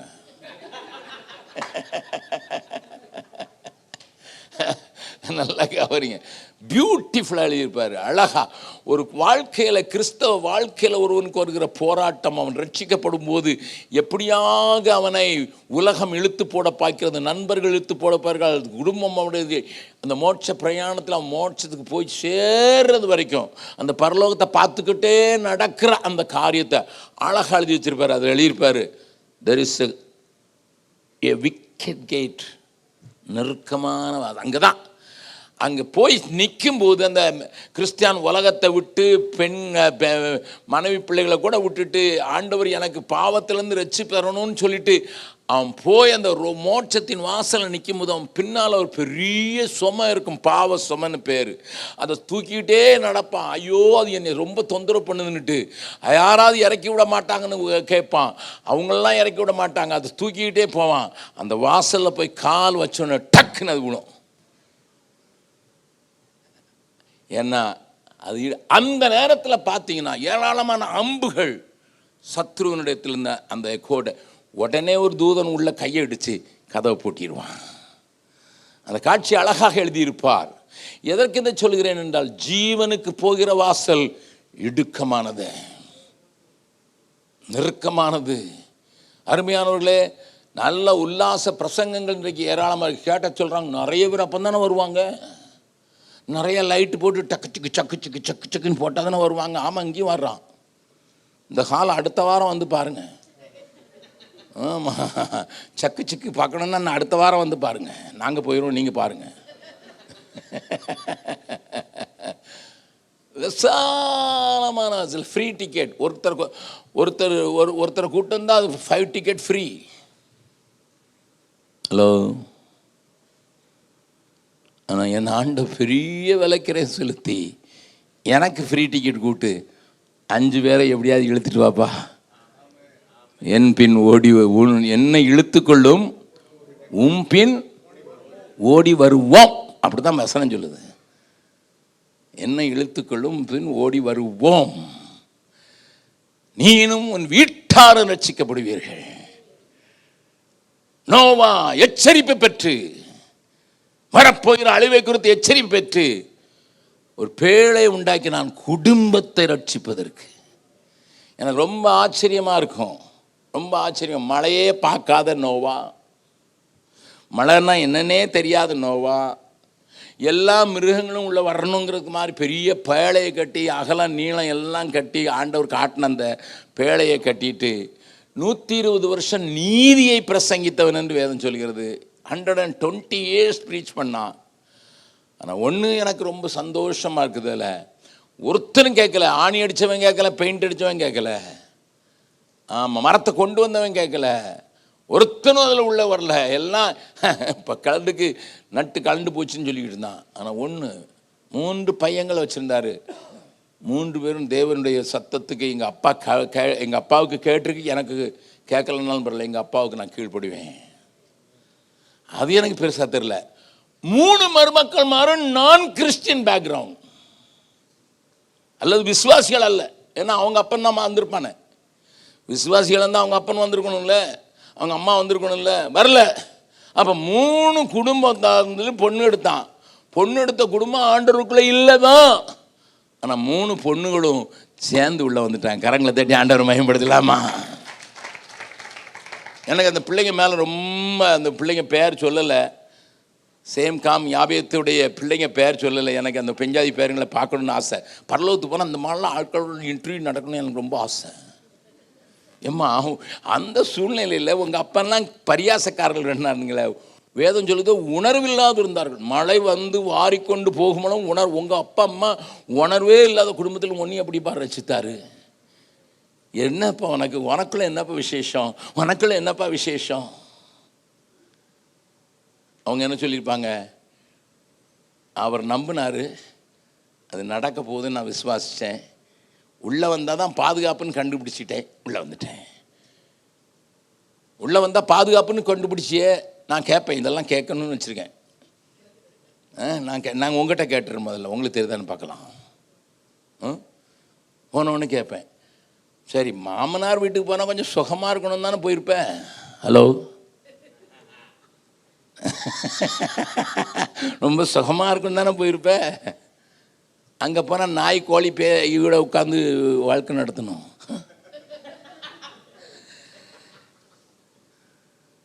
பேழையை கட்டினீங்கப்பா, உள்ளே போனீங்க, அங்கே நாய் குதிரை கோழி எல்லாம் உள்ளே இருக்கும். என் மகன் இங்கே கேமராவுக்கு உதவி செய்கிறேன்னு அவன் தான் ஒரு டேடி ஒரு நாய்க்குட்டி வாங்கலான்னு சொன்னான். என் பிள்ளைங்களுக்கு நாய்னா ரொம்ப பிடிக்கணும், சரிடா வாங்கலான்னு. நல்ல நல்ல நல்ல நல்ல நாய் தான். வந்தான், பார்த்தோம், அழகாக இருக்குது, அழகாக இருந்தது, ரொம்ப அழகாக இருந்தது. ஒரு வாரம் கழித்த பிறகு நான் வீட்டுக்குள்ளே வரும்போது டைனிங் டேபிள் ஒரே வாசலை. என்னடா செய்யுதுன்ட்டு என் மனைவி சொன்னால், ஆமாம் அது அங்கங்கே சூ பண்ணிடுது, என்ன தான் துடைச்சாலும் இந்த வாசனை இருக்கத்தான் செய்யுது. மணிவன் வந்து பெரிய அதுக்கு ஒரு பெட்டு மாதிரி ஒன்று செஞ்சு அதில் பெரிய மெத்தெல்லாம் போட்டு அதுக்கு போத்துறதுக்கு ஒன்று, அதுக்கு இருக்கிறதுக்கு ஒன்று, தலையணவெல்லாம் வச்சுருந்தான். ரொம்ப சந்தோஷமாக இருந்தது. சரி பிள்ளைங்க பிரியப்படுறாங்கன்னுட்டு ஒரு வாரம் கழித்து வந்தேன். மறுபடியும் போய் பார்த்தா நாயை காணும். டேடி அது கூட நான் படுக்க முடியாதுல்ல, யார் ரூமில் தான் வச்சுருந்தேன், அது வெளியே படுக்கட்டும்.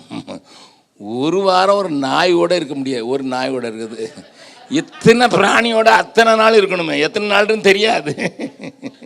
இருந்தாங்கல்ல. ஆமாம். அப்போ நான் போய் கேட்பேன், உனக்கு சகிப்புத்தன்மை முதல்ல எப்படி தெரியும்டி? நோவாவுக்கு மருமகள் ஆகிறதெல்லாம் நல்லா தான் இருக்கும், ஆனால் நோவாவுக்கு கூட வாழ்க்கை நடத்துறது ஈஸி இல்லை. எப்படி இந்த அசிங்கமான குடும்பத்தில், பரியாசக்காரங்க குடும்பத்திலேருந்து வந்தார்னு எனக்கு ரொம்ப ஆச்சரியம். அதனால நான் கேட்கணும்னு வச்சுருக்கேன். வரும் போகிற ஆபத்தை புரிஞ்சுக்கிட்டாங்க.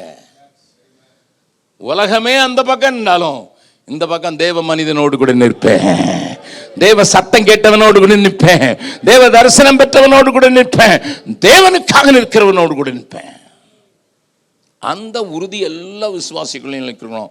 ஏன்னா அந்த பக்கம் போறவர் அநேகர், உள்ளுக்குள்ள வர்றவங்க சிலர் தான்.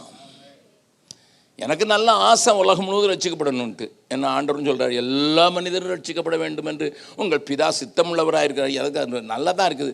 அதனால் எல்லாமே ரட்சிக்கப்படுவானாங்கிறது எனக்கு சந்தேகமாக இருக்கு.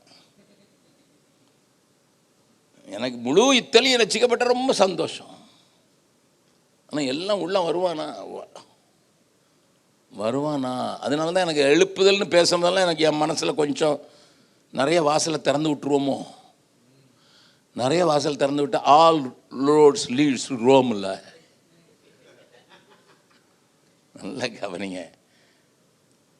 ஆண்டவரே, ஜீவனுக்கு போகிற வழியில் என்ன வச்சுக்கிடும். அதை சொல்லிட்டு ஒட்டமே சொன்னார். அந்த வசனத்தை மறுபடியும் பாருங்க, மத்தேயு 7வது அதிகாரம்.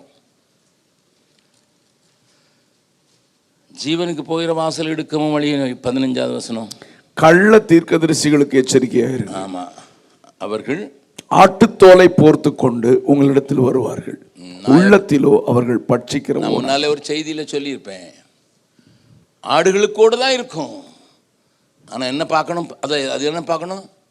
பல்ல பாரு. பல்லு பார்த்தா தெரிஞ்சிடும், மேலே பார்த்தா தெரியாது. பல்ல பார்க்கணும். ஆண்டவர் உங்களுக்கும் எனக்கு ஒரு பெரிய தெளிவான டிசர்னிங் ஸ்பிரிட் என்று ஆங்கிலத்தில் சொல்வார்கள். ஆவிகளை பகுத்து அறிகிற ஆவி வரும் 10 ஆண்டுகளுக்கு அதிகமாக சபைகளுக்கு தேவை. நம்புறவங்க மாத்திரம் ஒரு அல்ல சொல்லுங்க பார்க்கலாம்.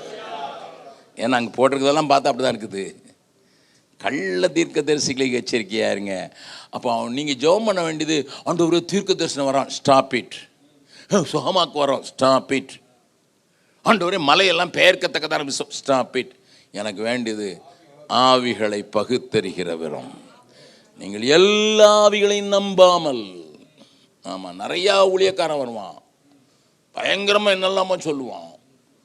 ஆமாம், அத்தனை பேர் உயிரோடு எழுப்பினேன், இத்தனை பேர் எங்கடான்னு கேட்ட தெரியாதுன்றான். இல்லை, உயிரோடு எழுப்பிட்டேங்கிற எங்கப்பா, அவங்களாம் எங்க விளங்குதான் நான் சொல்கிறது. இது ஆவிக்குரிய உலகத்தில் ஏராளமான நடிகர்களை இந்த டிவியும் இந்த செல்ஃபோனும் ப்ரொடியூஸ் பண்ணுறதுக்கு போதுமான சக்தி உடையதாக இருக்குது. இது பெருக பெருக பெருக பெருக உனக்கு அதிகமாக வேண்டியதெல்லாம் ஆவிகளை பகுத்தறிகிற வரமே. ஒரு நிமிடம் எல்லாரும் எந்திரிச்சு நின்று 2 கையை வைத்து, ஆண்டவரே ஆவிகளை பகுத்தறிகிறதற்கு எங்களுக்கு கிருபை தாங்க. நாங்கள் தனி மனிதர்களாக பகுத்தறியணும், சபையாக பகுத்தறியணும். சபையை காக்கிறவர்கள் வானையை உள்ளே விட்டுறக்கூடாது. காவல் காக்கிறவர்கள் வாசல் இது ஆடுதானான்னு பல்ல பிடிச்சு பார்க்கணும், சோதித்தறிந்து தான் உள்ளே விடணும். ஹல்லேலூயா. பெரிய மந்தை வருது, எனக்கு ரொம்ப சந்தோஷமாக இருக்குன்னு உள்ளே வந்துடக்கூடாது. எல்லாரும் ஒரு 2 நிமிஷம் ஆவியில் நிறைஞ்சு ஜெபம் பண்ணுங்க பார்க்கலாம். உனக்கு அந்த வரங்கள் கிடைக்க வேண்டும், உனக்கு அந்த வரங்கள் கிடைக்க வேண்டும், அதற்கு உனக்கு கிருபை கிடைக்க வேண்டும். அவர்கள் உள்ளத்தை பார்க்கத்தக்கதாக மனிதருடைய உள்ளத்தை பார்க்கிறதுக்கு தேவ ஆவியானவருக்கு மாத்திரம் தான் பலம் உண்டு. ஹல்லேலூயா. சாமுவேலுக்கே கண்ணு தெரியாம போச்சு, அவன் உருவத்தை பார்த்தான். 7 பிள்ளைங்களையும் உருவத்தை தான் பார்த்தான். இவனதான் இருக்கும் சாமுவேல், தேவ சத்தம் கேட்கிற சாமுவேல், தேவனுடைய அபிஷேகத்தை கையில அபிஷேக எண்ணெயை கொண்டு போற சாமுவேலுக்கு தெரியல. ஆண்டவர் சொன்னாரு, டேய் நீ வெறும் வெளியே தானடா பார்க்குற, உள்ளத்தை பார்க்குற, அவன் காட்டுக்குள்ளே இருக்கானாண்டா, அவனை கூடு. ஹல்லேலூயா. ரா கா கா கா ரா தினி சப க ராதனா. ஆண்டவரே எனக்கு கண்களை திறந்துடணும் சுவாமி, ஆவிக்குரிய கண்களை திறந்துடணும். என் ஆவிகளை பகுத்தறிகிறதுக்கான அந்த வரம் எனக்குள்ள கிரியை செய்தா போதும், வேற ஒரு வரமும் கிரியை செய்யலனாலும் பரவாயில்ல.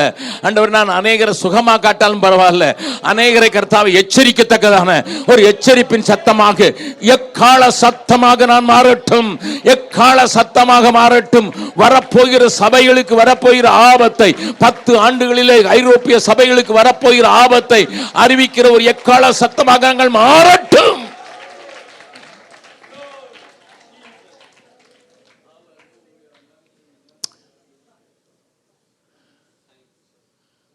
ரெண்டு கரங்களை உயர்த்தி சொல்ல போகிறோம். எங்கு செல்ல வேண்டும், என்ன சொல்ல வேண்டும், வழி நடத்தும் ஆவியானவரே, எங்கு செல்ல வேண்டும், என்ன சொல்ல வேண்டும், வழி நடத்தும் ஆவியானவரே, விருப்பம் இல்லாத இடங்களுக்கு செல்லாமல் தடுத்து நிறுத்தும் ஆவியானவரே, விருப்பம் இல்லாம இடங்களுக்கு செல்லாமல் தடுத்து நிறுத்தும் ஆவியானவரே, ஆவியானவரே, ஆவியானவரே, பரிசுத்த ஆவியானவரே, ஆவியானவரே, ஆவியானவரே, பரிசுத்த ஆவியானவரே,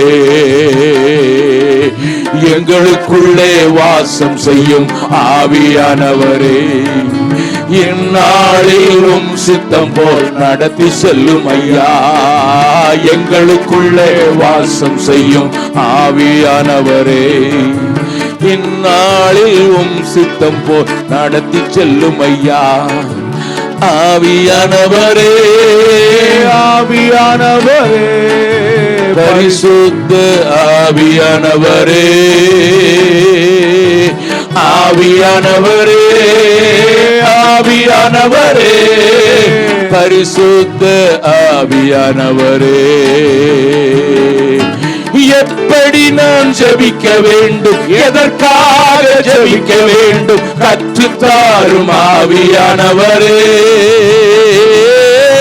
எப்படி நான் ஜெபிக்க வேண்டும், எதற்காக ஜெபிக்க வேண்டும், கற்றுத்தாரும் ஆவியானவரே, வேத வசனம் புரிந்து கொண்டு விளக்கங்களை அறிந்திட வெளிச்சம் தாரும் ஆவியானவரே, வேத வசனம் புரிந்து கொண்டு அறிந்திட வெளிச்சம் தாரும் ஆவியானவரே, ஆவியானவரே, பரிசுத்த ஆவியானவரே, ஆவியானவரே, ஆவியானவரே, பரிசுத்த ஆவியானவரே, அப்படியாக கடவுது ஆண்டவரே, எங்களுக்குள்ளே நடப்பதாக. ஆமென். இயேசுவின் மூலம் ஜெயம் நல்ல பிதாவே. உட்காருங்க. இன்னொரு சின்ன காரியத்தை அதில் சேர்ந்து சொல்லிடுறேன். ஏன்னா ஆவியில பகுத்தறிகிற காரியம் நமக்குள்ளே ஆவியானவர் வாசம் பண்ணுகிறதுனால உண்டாகிறது. நான் பாரிஸில் ஒன்று சொன்னேன், சில ஸ்டோருக்குள்ளேயோ எங்கேயோ புறப்படும் ஒரு சென்சார் வச்சுருக்காங்க இல்லையா, அந்த லிஃப்ட்டில் கதவை அடைக்கக்கூடாதுன்னு ஒரு சென்சார் வச்சுருக்காங்க. லிஃப்ட்டு கதவு தானால டைமிங்க்கு அடைச்சிரும். அந்த சென்சார் வச்சுருக்காங்க, அது வச்சுருக்கிறதுனால அடைச்சிரும். ஆனால் அடைக்காமல் இருக்கிறதுக்கு என்ன செய்கிறீங்க, நம்ம ஆளுங்க அதில் பிளாஸ்டரே போட்டுடுறான். சென்சாருக்கு சைலன்சிங் த சென்சார், அது உள்ளே விடாது, அல்லது திறந்தே வச்சுருக்கோம். நல்லா கவனிங்க, ஆண்டவர் நமக்குள்ள பெல் வச்சிருக்கிறார், டங் அடிப்பார். ஆள் சரியில்லையே, எங்கள் ஊரில் சொல்லுவாங்க மொழியே சரியில்லையே, மொழியே சரியில்லையே. நல்ல கவனிங்க, அவருடைய கனிகளினால் அறிகிறதுக்கு கொஞ்சம் பேருக்கு நேரம் எடுத்துரும். ஏன்னா இப்போ தான் வளர்றாங்கிறதுனால கனி வராது. கனி வந்தால் தானே பார்க்குறது, கனிகளினால் அறிகிறதுக்கு கனி வராது. போன பிறகு தான் ஒரு ஆள் வந்துட்டு போன பிறகு தான் தெரியும். உடனே தெரியும், பக்கத்தில் சொல்லுங்கள், உடனே தெரியாது. ஆமாம், உடனே தெரியாது. கனியை உடனே கண்டுபிடிக்க முடியாது, கொஞ்ச நாள் கழிச்ச பிறகு தான் தெரியும். அதனால் உள்ளே விடாமலே நீ நிற்கணும். உள்ளே கையை பிடிச்சி பக்கத்தில் இருக்கணும், கையை பிடிச்சி உள்ளே விட்டுட்டு லபோ லபோன்னு சத்தம் போடாத. எங்கள் ஊரில் இன்னொரு பழமொழி சொல்லுவாங்க, தான் வீட்டு கதவை பிடிங்கி விட்டு ராத்திரி முழுதும் உட்காந்து நாய் விரட்டினானா. கதவை பிடிங்கி கொடுத்துட்டு நீ கதவை நான் பாதுகாக்கிறதுக்கு இப்போ கதவை பக்கத்தில் இருக்குன்னு சொல்ல, சபையில் கதவை பிடுங்க விட்டுறாதீங்க அவனையும். நீ கதவை புரிஞ்சுன்னா ராத்திரி முழுந்து உட்காந்து நாய் தான் வரட்டும். விளங்குதான் நான் சொல்கிறது? அப்போ வர்ற 10 வருஷத்தில் இருக்கிற பெரிய டேஞ்சர் இதுதான். என்னெல்லாமோ டேஞ்சர் நடக்க போகுது. அவங்க சொல்லுவான் பூகம்பம் வருது, சுனாமி வருது, எல்லாம் நடக்கும். அது ஏசல் சொன்னது தான், ஒன்றும் புதுசாக ஒன்றும் சொல்ல போகிறதில்ல. ஆமாம், முந்தா நாள் தான் லிபியாவில் ஒரு டேம் உடஞ்சி அடுத்த டேம் உடஞ்சி 20,000 பேரை காணோம். 20,000 people died instantly. மொராக்கோவில் நிலநடுக்கம் வந்தது, 8,000 பேரை காணும் செகண்ட். அதுக்கு முன்னால் ஒரு ஒளி அடிச்சதுன்னு இன்னைக்கு போட்டிருக்கான். அது என்ன ஒளின்னு இப்போ சயின்டிஸ்ட் ஆராய்ஞ்சிக்கிட்டு இருக்கான். அட செத்து போயிட்டான்டா 8,000, என்னமோ ஒன்று ஒளின்னு அதை பற்றி என்ன பெரிய பெரிய ஆராய்ச்சி. நம்ம ஆளுங்கள்லாம் நம்ம போலீஸ் அப்படி தான் நடந்து முடிஞ்சு எல்லாம் செத்தப்புறம் தான் வருவான். யார் அங்கே வந்தது? நீ போலீஸாக இருந்தா முன்னாலே நடக்கும். வருமுன் காப்போன் நல்லவனா, வந்த பின் காப்போன் நல்லவனா?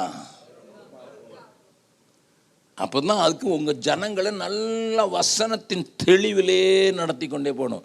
கதை அடிக்கிற பிரசங்கங்கள்லாம் விட்டுட்டு வசனத்தின் அடிப்படையில், நானும் கதை அடிக்கிற ஆள் தான், ஆனால் வசனத்தை ப்ரூவ் பண்ணுறதுக்காக உங்களுக்கு விளங்க வைக்கிறதுக்காக கதைகளை சொல்கிறேன், என் அனுபவத்தை சொல்கிறேன். புரிந்து கொள்ளுங்கள், புரிந்து கொள்ளுங்கள், புரிந்து கொள்ளுங்கள். அப்போ வரப்போகிற ஆபத்து என்னதான் இருந்தாலும் என்னை காக்கிற ஒரு நல்ல தேவன் எனக்குள்ளேயே வாசம் பண்ணுகிறார். அவரோடு கூட நெருங்கி இருங்க, கரெக்டாக கண்டுபிடிச்சிருங்க. Live with him so closely. அவர் விஸ்பர் தான் பண்ணுவார். விஸ்பர்னா தெரியுமா? அது என்னது? குசு குசுன்னு பேசுவார். ஆவியானோ டமான்லாம் பேச மாட்டார். அவர் உள்ள இருந்து அப்படி பேசுறதுக்கு அந்த மெல்லிய சத்தம்னு சொல்லி இருக்குது. பெரிய பூமி அதிர்ச்சியில் ஆண்டவர் இல்லை, பெருங்காட்டில் ஆண்டவர் இல்லை. எலியாட்ட பேசும்போது ஒரு மெல்லிய சத்தத்தில் பேசுகிறார். அதுவும் பெரிய காரியம் சொல்ல போகிறேன். உன் மேலே இருக்க அபிஷேகத்தை 3 பேர் மேலே வைக்க போகிறேன், அவங்கள போய் நீ திடப்படுத்துன்னு சொல்கிற அந்த பெரிய ரகசியத்தை சத்தமாக சொல்லலை, மெல்லிய சத்தம். என்னுடைய ஜெபமெல்லாம் ஆண்டவரே, விசுவாசிகளுக்கு தேவனுடைய மெல்லிய சத்தத்தை கேட்கிற அந்த இருதயத்தை தாங்கள்வாமே. Sensitive heart. சத்தமாலாம் பேச மாட்டார், ரொம்ப சைலண்டாக பேசுவார். நான் 51 வருடங்களாக மிஷினரியாக இருக்கிறதற்கு ஒரு பெரிய காரியம், ஆண்டவருடைய கிருபையினால் 25,000 பிள்ளைகளை படிக்க வைக்கிறோம். ஆண்டவருடைய கிருபையினால் 3,000 அனாதை பிள்ளைகள், விபச்சாரிகளுக்கு பிறந்த பிள்ளைகள், மற்ற பிள்ளைகளை ஆதரித்து வருகிறோம். ஆண்டவருடைய கிருபையினால் 1072 இடங்களில் சபைகளை உண்டாக்கி இருக்கிறாள். என்னோடு கூட சேர்ந்தவர்களும் 210 215 இடத்துல சபைகள் கட்டடத்தை கட்டியிருக்கோம். பாஸ்டருக்கு வீடுகள் கட்டியிருக்கிறோம், பல பள்ளிக்கூடங்களை கட்டியிருக்கிறோம், அனாதை இல்லங்களை கட்டியிருக்கிறோம், ப்ராஜெக்ட் நடத்துகிறோம். மீடியாவில் ஒரு பெரிய மினிஸ்ட்ரி நடந்துக்கிட்டு இருக்குது. இதுக்கெல்லாம் 17 விதமான ட்ரைனிங் ப்ரோக்ராம் வச்சுருக்கோம். 17 விதமான ட்ரைனிங் ப்ரோக்ராம் வச்சுருக்கோம். 1 வார ட்ரைனிங் இருக்குது, 3 நாள் ட்ரைனிங் இருக்குது, 1 வருஷ ட்ரைனிங் இருக்குது, 6 மாத ட்ரைனிங் இருக்குது. இந்த வருஷத்தில் 16 இடத்துல சீஷத்துவ பயிற்சி பள்ளிகளை உண்டாக்கியிருக்கிறோம். நீங்கள் கேட்டிங்கன்னா ஒன்று தான் எனக்கு தெரியும், அவர் சொன்னார்னா அவர் செய்வார். அவர் சொல்கிறத கேட்குறது வரைக்கும் தான் நான் ரெடியாக இருப்பேன், நான் அந்த காத்திருப்பேன். என் பிரதர்ஸ் வந்து சொல்லுவாங்க, அண்ணா இங்கே இதை கட்டுவோன்னே, இதையும் கட்டுவோன்னே, எல்லாம் கட்டலாம்ப்பா, அவர் சொல்லட்டும். I wait upon the Lord to listen to his voice. இந்த பழக்கத்துக்கு வந்துருங்க. இது பழக்கம், டிசிப்ளின், தி ஸ்பிரிச்சுவல் டிசிப்ளின் என்று சொல்லுவேன். என் கூட இருக்க தலைவர்கள் எல்லாருக்கும் தெரியும், அண்ணன் சொல்லிட்டாருன்னா ஆண்டவர் சத்தம் கேட்டார்னு அர்த்தம். we will do, அவ்வளோதான், ஃபினிஷ். எங்கேருந்துப்பா பணம் வரும், அது கர்த்தர் பார்த்துக்கிடுவார். எங்கே இருப்பா ஆட்கள் வரும், கர்த்தர் பார்த்துக்கிட்டார். அண்ணன் சொல்லிட்டாருன்னு செய்வார், அண்ணன் செய்ய மாட்டார், அவர் செய்வார். ஏன்னா அந்த சத்தத்தை கேட்கறது வரைக்கும் அண்ணன் ஆமேன்னு சொல்ல மாட்டார். இன்றைக்கி கர்த்தருடைய கிருபையினால் ஊழியர்கள் 3000 பேரை வச்சு சாப்பாடு போட்டு அவங்களையும் ஊழியத்தில் உபயோகப்படுத்துறதுக்கு பயிற்சி கொடுத்து அவங்களையும் உபயோகப்படுத்துறதுக்கு கர்த்தர் கிருபை கொடுத்த ஒரு சின்ன ரகசியம். கர்த்தரோடு இசைந்து நடந்தேன், கிருபை சமாதானம் இந்த கர்த்தரோடு இசைந்து நடந்தேன், கிருபை சமாதானம் நீர்தான். இதுவரை வழிகாட்டி நடத்தினார், இன்னமும் காத்திடுவார். இதுவரை வழிகாட்டி நடத்தினார், இன்னமும் காத்திடுவார். எனக்கே இனி பயமே, எந்தன் இயேசு என் துணையே. என் துன்ப நேரத்திலே இயேசுவே என்னோடிருப்பார். என் துன்ப நேரத்திலே இயேசுவே என்னோடிருப்பார். 3 மாசத்துக்கு முன்னால் நான் குவைத்து போனோம். அரபு நாடுகளில் பிரசங்கம் பண்ணுறதுக்கு நான் முதல்ல எங்கே போனோம்? பஹ்ரைன் போனோம். பஹ்ரைன்லேருந்து குவைத் போனோம். குவைத்துலேருந்து கட்டார் போனோம். இது என்னுடைய ப்ரோக்ராம். என்னோடு கூட இன்னொரு சகோதரனை கூட்டிகிட்டு வர்றது வழக்கம். இந்த தடவை என் மகனை கூட்ட அந்த மாதிரி ஒவ்வொரு இடத்துக்கும் ஒவ்வொரு தலைவர்களை நான் கூட்டிகிட்டு போய் அவங்களுக்கும் காட்டி கொடுக்குறேன். இப்படி தான்ப்பா நான் ஊழியம் செய்கிறேன், இப்படி தான் நீங்களும் ஊழியம் செய்யணும்னு காட்டி கொடுக்குறதுக்காக என்னோடு கூட சேர்ந்த தலைவர். ஒரு தலைவரை பஹ்ரைன் கூப்பிட்டு போனேன். அவர் பஹ்ரைன் ஊழியத்தை முடிச்சுட்டு அவர் பெங்களூர் போயிட்டார். இன்னொரு தலைவர் எங்கே வரணும்? குவைத்துக்கு வரணும். அவங்களுக்கு அங்கே குவைத்தில் விசா கவுண்டர் மூடிட்டான். கொரோனாவில் மூடினவன் திறக்கலை. நல்லா கவனி. கொரோனாவில் விசிட்டர்ஸுக்கு வெளியிருந்து போகிறவங்களுக்கு கொரோனாவில் அந்த மூடினது இன்னும் திறக்கலை. எல்லா நாட்டிலையும் திறந்துட்டான், அந்த நாட்டில் குவைத்தில் திறக்கலை. நான் பஹ்ரைனில் பேசிக்கிட்டு இருக்கும்போது நான் அவங்ககிட்ட கேட்குறேன், என்னப்பா விசா வந்துட்டா நான் வர முடியுமா அப்படின்னு கேட்குறேன். அவங்க சொல்கிறாங்க, அண்ணன் ஜோம் பண்ணுறோம். என்னப்பா ஜோம் பண்ணுறீங்க? ரொம்ப ட்ரை பண்ணியிருக்காங்க. எவ்வளோ பணம் செலவழித்தாலும் அண்ணனை கொண்டு வந்துடணும். அவங்க ரொம்ப ட்ரை பண்ணியிருக்காங்க. என்னென்னலாமோ ட்ரை பண்ணியிருக்காங்க, ஒன்றும் நடக்கலை. நாளைக்கு நான் காலையில் ஃப்ளைட் பிடிக்கணும் குவைத்துக்கு போகிறதுக்கு. டிக்கெட் என்கிட்ட இருக்குது, ஆனால் விசா இல்லை. உள்ளே போக முடியாமல் நான் டிக்கெட் எடுத்துகிட்டு என்ன செய்கிறது? நல்லா கவனிங்க. 2 மணிக்கு மத்தியானம் 2 மணிக்கு நான் சொன்னேன், அவனை கூப்பிட்டு சொன்னேன், 4 மணிக்கு எனக்கு நியூஸ் வரணும், விசா கிடச்சிட்டு விசா அனுப்புகிறேன் 4 மணிக்கு. அங்கே இருக்கிற ஃபோன் சுஜார்னு ஒரு தம்பி அங்கே இருக்கிறாப்புல, அவர் சொன்னார் சரி. ஆனால் அவருக்கு மனசில் டப்புன்னு இருக்குது. ஏன்னா விசா இன்னும் கொடுக்கல, இவர் 4 மணிக்கு நமக்கு வேறு விசா அனுப்பணுங்கிறாரு.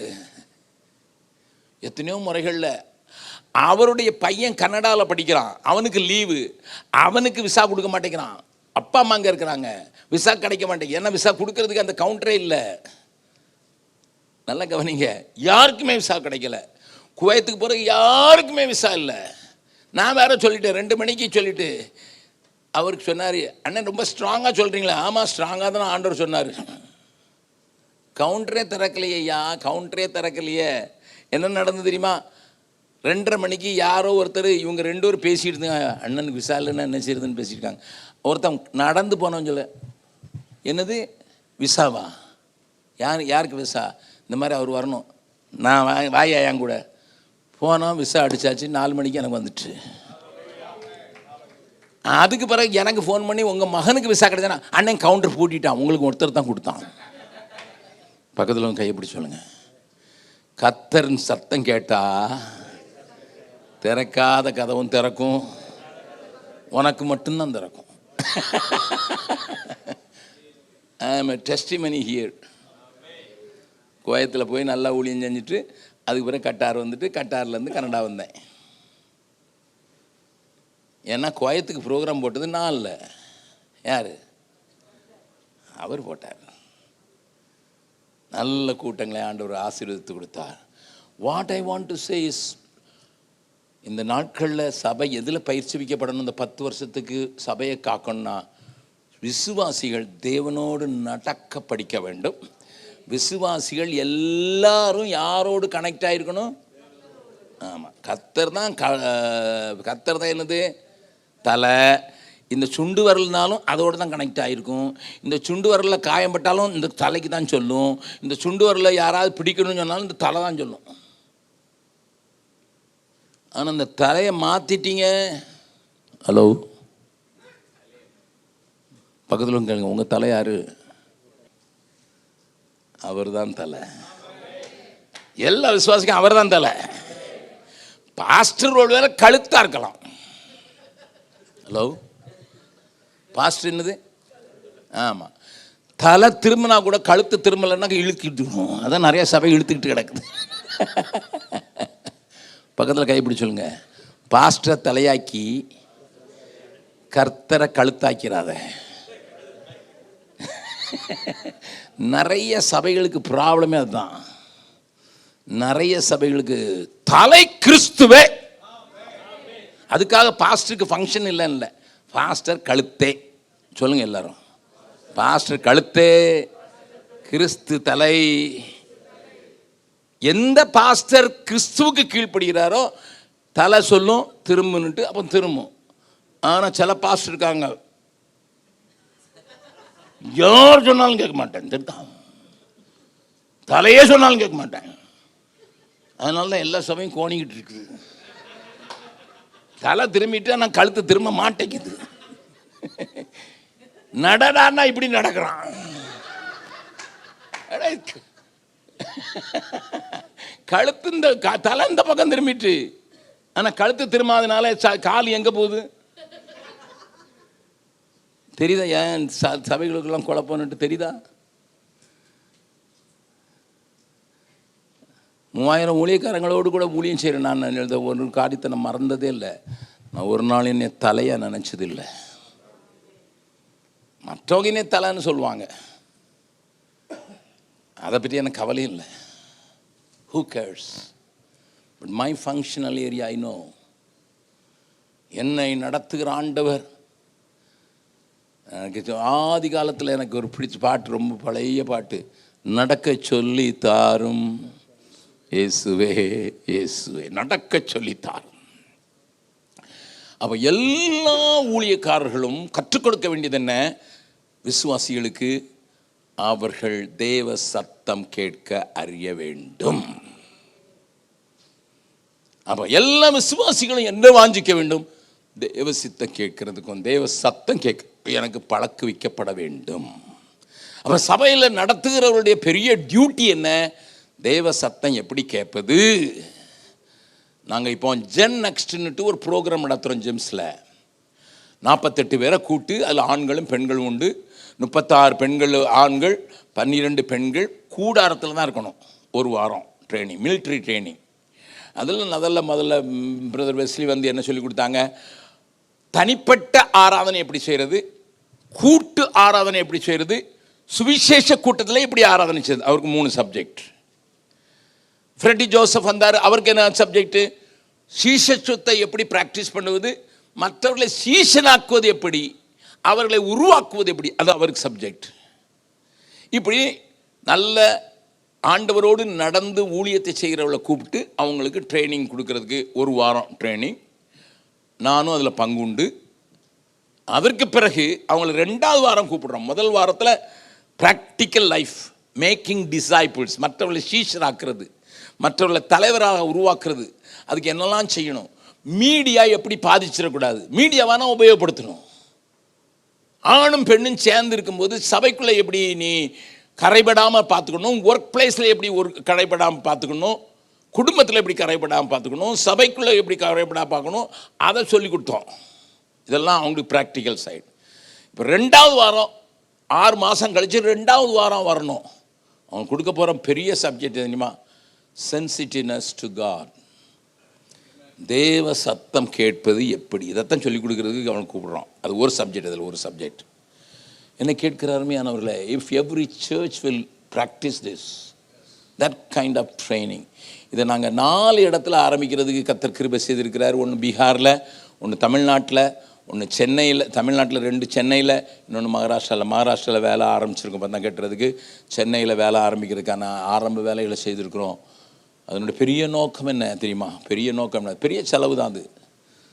அந்த சென்டர் நேரத்து நாங்கள் பிரதர் பாஸ்டர்ட்டையும் சிஸ்டர் ஜீவாட்டையும் காட்டினோம். அந்த சென்டரு, ஒரு சென்டருடைய இதையும் 2 சென்டர் எப்படி உண்டாக்கியிருக்கோன்ட்டு.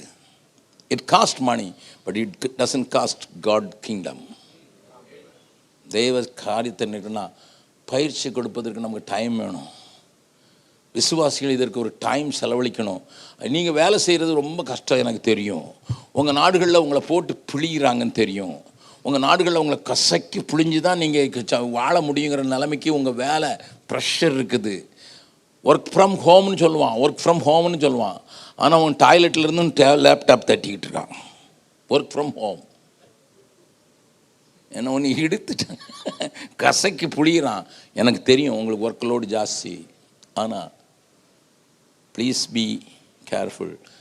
Spend quality time with your God. உங்கள் தேவனோடு கூட நெருக்கமாக இருந்து உங்கள் தேவனுக்கு இன்று கொடுக்க வேண்டிய முக்கியமான நேரங்களை கொடுப்பதற்கு தவறிவிடாதீர்கள். குடும்ப பாரம் உண்டு, வேலை பாரம் உண்டு, அங்கே போகணும் இங்கே போகணும் எல்லாம் இருக்கட்டும். அதெல்லாம் ட்ரிம் பண்ணி வச்சுட்டு குவாலிட்டி டைம் ஆண்டவர் கொடுத்தா தான் பிழைத்துக்கொள்வா அடுத்த 10 வருஷத்தில். இல்லைன்னா எச்சரிக்கை. நல்ல கவனிங்க. ஆண்டவர் சொன்ன முதல் எச்சரிப்பின் வார்த்தை இவைகளெல்லாம் சம்பவிக்க போகிறது. ஆண்டவரே என்ன அடையாளம்? வாசிக்கலாம். மத்தேயு 24வது அதிகாரம். மத்தேயு 24வது அதிகாரத்தில் அவர்கிட்ட கேள்வி கேட்கிறார்கள். 3வது வசனம். பின்பு அவர் ஒலிவ மலையின் மேல் உட்கார்ந்திருக்கையில் சீஷர்கள் அவரிடத்தில் தனித்து வந்து இவைகள் எப்பொழுது சம்பவிக்கும்? உம்முடைய வருகைக்கும் உலகத்தின் முடிவுக்கும் அடையாளம் என்ன? எங்களுக்கு சொல்ல வேண்டும் என்றார்கள். இயேசு அவர்களுக்கு பிரதியுத்தரமாக ஒருவனும் உங்களை வஞ்சியாதபடிக்கு எச்சரிக்கையாயிரு. முதல் காரியமே காஷன். Come on. மனிதர்களை குறித்து எச்சரிக்கையா இருங்கள். இன்னொரு வசனத்தில் அப்படித்தான் போட்டிருக்கு. 10வது அதிகாரத்தை வாசிங்க. மத்தேயு 10வது அதிகாரம் 17வது வசனம். மனுஷரை குறித்து எச்சரிக்கையா இருங்கள். அது முன்னால 16 வாசிங்க. அப்போ ஆடுகளை ஓநாய்களுக்குள்ளே அனுப்புகிறது போல இதோ நான் உங்களை அனுப்புகிறேன். ஆகையால் சர்ப்பங்களைப் போல வினா உள்ளவர்களும் புறாக்களைப் போல கபடற்றவர்களுமாய் இருங்கள். மனுஷரை குறித்து எச்சரிக்கையா இருங்கள். நம்ம தான் வசனமா பின்னால பிரிச்சுக்கிட்டோம். ஆண்டவர் சேர்த்ததுன்னு சொன்னார். மனுஷரை குறித்து எச்சரிக்கையா இருங்கள். இதோ அவர்கள் உங்களை ஆலோசனை சங்கங்களுக்கு ஒப்பு கொடுத்து தங்கள் ஜெப ஆலயங்களில் உங்களை வாரினால் அடிப்பார்கள். ஆமா, அவன் உள்ள வந்துட்டான்னா அப்படித்தான். உள்ள வரும்போதே அவனை கொடுத்து ஜாக்கிரதையாரு. அவன் உன்னை கொண்டு நடுத்தருவில் நிறுத்திடுவான். உன்னை கொண்டு ஒரு பெரிய வேதனைக்குள்ள உன்னை வழி நடத்திடுவான். மனுஷர்கள் குறித்து எச்சரிக்கையாருங்க. உன்னை ஓட்டாண்டி ஆக்கிடுவான். அவன் பெரிய பணக்காரன் ஆயிடுவான். இதை கொடுத்தா அது கிடைக்கும், அது கொடுத்தா இது கிடைக்கும், லாட்ரி டிக்கெட் நினைக்கிற மாதிரி என்னத்தையாவது கொடுக்குறேன், இது கொடுத்தா அது கிடைக்கும், இது கிடைக்காதுன்னு சொல்லுவான். பத்திரம், ஜாக்கிரதையா இருங்கள். முதல் சைனை கள்ள உபதேசங்கள், கள்ள தீர்க்கதரிசிகள். அதனால தான் இன்னைக்கு எல்லாருமே தீர்க்கதரிசின்னு போடுறதுல பெரிய. என்கிட்ட இருந்து ஒரு தம்பி, அண்ணன் உங்களை மாதிரி நான் விசுவாச வீரனா போறேன்னு சொன்னான். மிஷினரியா இருந்தவன். நான் சொன்னேன், நான் அதுதான்ப்பா விரும்புகிறேன், என்னைய மாதிரி விசுவாசமா. சரி, நான் நம்ம விசுவாசத்தில் ஊழியம் செய்ய போகிறேன். சரி, போய் 1 மாதம் கழிச்சுது. நான் உன்னை சென்னையில் பார்த்தேன். பார்க்கும்போது என்னடா அப்படின்னு கேட்டேன். உடனே விசிட்டிங் கார்டு கொடுத்தான், பிஸ்னஸ் கார்டு. நான் பார்த்தேன், அதில் ப்ராஃபிட் பேர் சொல்லலை. நான் என் பிள்ளைய நான் எப்படி காட்டி கொடுக்குறது, என்னைய மாதிரி ஆகிறேன்னு சொல்லி வேற சொல்லியிருக்கான். ப்ராஃபிட் சோன்னு போட்டிருக்கான். நான் சொன்னேன், தம்பி என்னைய மாதிரி ஆறேன்னு சொன்னேன், இங்கே வேற மாதிரி இருக்குது. அது எனக்கு கொடுத்த வரம். விசுவாசத்தில் இருக்கேன்னா எங்கடா ஒய்ஃப் எங்கடா? கவர்மெண்ட்டில் நேட்ஸாக சேர்த்துட்டேன். ஏன்னா அவள் சம்பாதிக்கட்டும், நான் ஊழியம் சார். நல்லா தான் இருக்குது, கேட்குறதுக்கு நல்லா இருக்கான்னு சொன்னது விசுவாசம்னு சொன்னியே. நீர் கூட பீகாரில் இருந்தால் நீர் கொடுக்குற சம்பளத்தில் நாங்கள் உங்கள் இன்னும் என்னதான் காலம் கட்டுறது? நான் கோட்டு போட முடியுமா? ஒரு கோட்டு வாங்க முடியுமா நீர் கொடுக்குற சம்பளத்தில்? நான் கேட்டேன், என் கோட்டையை கழட்டி கொடுத்துருப்பேன்டா. ஏன்னா பிள்ளை மாதிரி வளர்த்தேன், கொட்டு வச்சேன். இப்போ எங்கே பார்த்தாலும் டிவிலே அவருக்கு பேரே ப்ராஃபிட் தான். டிவிலே வராரு ப்ராஃபிட். நல்லா கவனிங்க. தீர்க்கதரிசிகள் பெரிய போனதுக்கு காரணம் இதுதான். ஏன்னா நமக்கும் ஜோசியக்காரனுக்கு பதிலாக தீர்க்கதரிசி கேட்குறோம், அவ்வளோதான். இந்துக்கள் ஜோசியக்காரங்கிட்ட போகிறாங்க. நம்ம தீர்க்கதரிசி இங்கே சொல்ல மாட்டாரா, அங்கே சொல்ல மாட்டாரா, அவர் சொல்ல மாட்டாரா, கை வைங்க சார், லிசன் சார். அப்போ வருங்காலத்தில் 10 வருஷத்தில் சபைகளுக்கு ஏற்பட போகிற காரியங்களை தடுப்பதற்கு வேத வெளிச்சத்தில் நடந்து தேவ சத்தத்தை கேட்டு எல்லாரும். ஆமாம், நான் ஆரம்பத்தில் ஜெர்மனுக்கு வரும்போது இங்கே ஜெர்மன் சபையில் ஒருத்தர் சித்தப்பான்னு கூப்பிடுவாங்க, எல்லாரும் சித்தப்பான்னு கூப்பிடுவாங்க. நான் கேட்டேன், அழகேந்திரன் என்ன இவரை அவங்களும் சித்தப்பாங்கிறாங்க, சின்ன பிள்ளையும் சித்தப்பாங்குது, கிழவியும் சித்தப்பாங்கிறா, என்ன ரகசியம்? அவர் வரும்போது விசா இல்லாமல் வந்தார், சபைக்கு வந்தார், எல்லாரும் ஜெபம் பண்ணோம். அப்போ அவங்கள கொண்டு வந்தவங்க அவங்க சொந்தக்காரங்க சொன்னாங்க எங்கள் சித்தப்பாவுக்கா சொன்னேன். அதுலேருந்து அவருக்கு பேரே சித்தப்பா ஆயிடுச்சு. சித்தப்பா உள்ளே விழுந்தார், என்ன நடந்ததுன்னு அவங்கள்ட்ட கேட்டுங்க, தனியாக கேளுங்க, கூட்டத்தில் கேட்டுருவேன். உறவு உள்ளே வந்து நான் கூட கொஞ்சம் கேர்ஃபுல்லாக இருக்கேன். உறவு சில நேரம் உள்ளே வரும், வந்துட்டு ஆமாம் சித்தப்பா மாமா பெரியப்பா எல்லாம் சொல்லுவாங்க. கேர்ஃபுல்லாக இருங்க. B sensitive, B sensitive. கர்த்தருடைய பரிசுத்த நாமத்துக்கு ஸ்தோத்திரம். கர்த்தரோடு நடந்தா என்னுடைய வாழ்க்கையில் நான் எடுத்திருக்க பெரிய தீர்மானம். ஐயா எப்படி ஐயா இன்னும் 51 வருஷத்துக்கு முன்னால் நாங்கள் பிரசங்கத்தை கேட்டிருக்கோம், அதே மாதிரி தான் பிரசங்கம் இப்போ பண்ணுறீங்க. நான் எப்படி ஐயா, வாட் இஸ் த சீக்ரெட்? 56 வருஷமாக பிரசங்கம் பண்ணுறேன். என் பிரசங்கத்தை கேட்குறவங்க எல்லாரும் தான் சொல்கிறாங்க, அன்னைக்கு பிரசங்கம் பண்ண மாதிரி தானே பிரசங்கம் பண்ணி, அன்னைக்கு இருந்த மாதிரி தானே இருக்குது, அன்னைக்கு இருந்த மாதிரி தானே தூள்ட்டு. எப்படி ஐயா, வாட் இஸ் ரகசியமாக? ஒன்று தான், எனக்கும் உமக்கும் இடையில் எதுவும் வராமல் காத்துக்கொள்வேன். வியாதி வரக்கூடாது, மனைவி பிள்ளைகள் வரக்கூடாது, சொத்து ஒன்றும் வரக்கூடாது. எனக்கும் அவருக்கும் இடையில் ஒன்றும் வராமல் காத்து கொண்டுறதுக்கு நான் கேர்ஃபுல்லாக இவ்வளோ நாள் நடந்ததுனால என் உற்சாகம் போல் என்னுடைய காரியங்கள், எனக்கு போராட்டம் இல்லையா இருக்குது, தேவைகள் இல்லையா இருக்குது. நான் உங்களுக்கு சொன்னது மாதிரி மனைவி 23 மணி நேரம் படுத்திருக்கிற மனைவியோடு கூட வாழணும். It's not easy, it is not easy sir.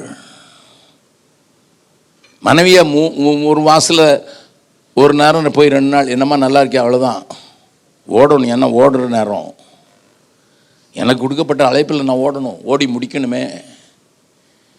It's not easy, but வேர் ஐ கோ, எந்த நாட்டுக்கு போனாலும் சரி, எந்த இடத்துக்கு போனாலும் சரி, என்னை காத்துக்கொள்வதற்கு நான் வைத்திருக்க ஒரே சின்ன மந்திரம், எனக்கும் உமக்கும் இடையில் எதுவும் என்றுமே வராமல் காத்துக்கொள்ளணும்.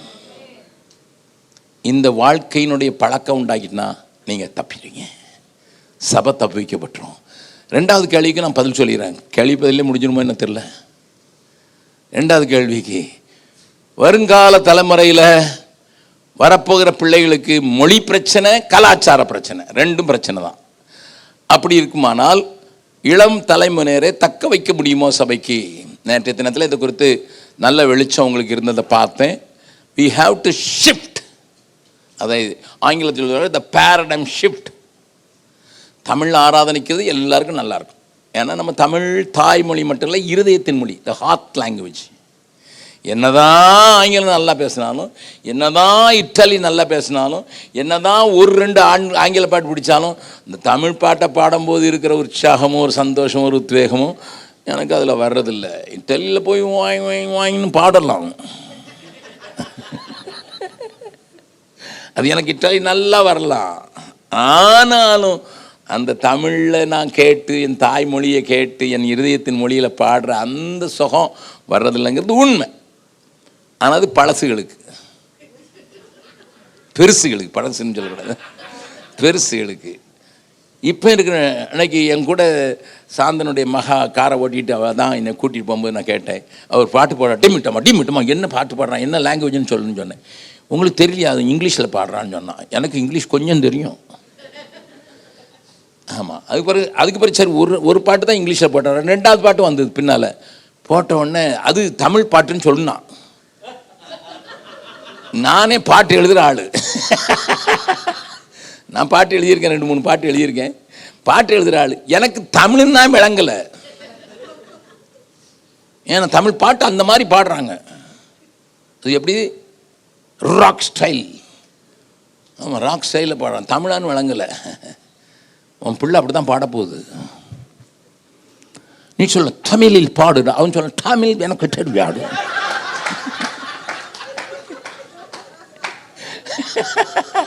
அது அப்படி ஸ்டைலாக சொல்லும். நான் ஆங்கிலம் கற்றுக்கொள்ளணும்னு ரொம்ப ஆஞ்சப்பட்டதுன்னு காலேஜில் போனோடனே எங்கள் அம்மாவுக்கு ஒரு போஸ்ட் கார்டு எழுதினேன் இங்கிலீஷில். அதாவது நான் இங்கிலீஷ் நல்லா படிச்சுட்டேன்னு எங்கள் அம்மாவுக்கு எழுதினேன். எங்கள் அம்மா டீச்சர் தான். அவங்க அப்பா தான் எனக்கு இங்கிலீஷ் சொல்லிக் கொடுத்த ஒரு முதல் வாத்தியாரில் ஒரு நல்ல வாத்தியார், நல்ல பயங்கரமான இங்கிலீஷ் வாத்தியார். அவங்க அப்பா அவங்க அங்கேருந்து எழுதினாங்க, டேய் தமிழ் தாயாகிய நான் எழுதுகிறேன். அந்த வெறி உள்ள உண்டு. But we have to give it up. பவுல கேட்ட சொல்வார், வாசிக்கலாம். 1 கொரிந்தியர் 9வது அதிகாரம். 1 கொரிந்தியர் 9வது அதிகாரம் 21, 22.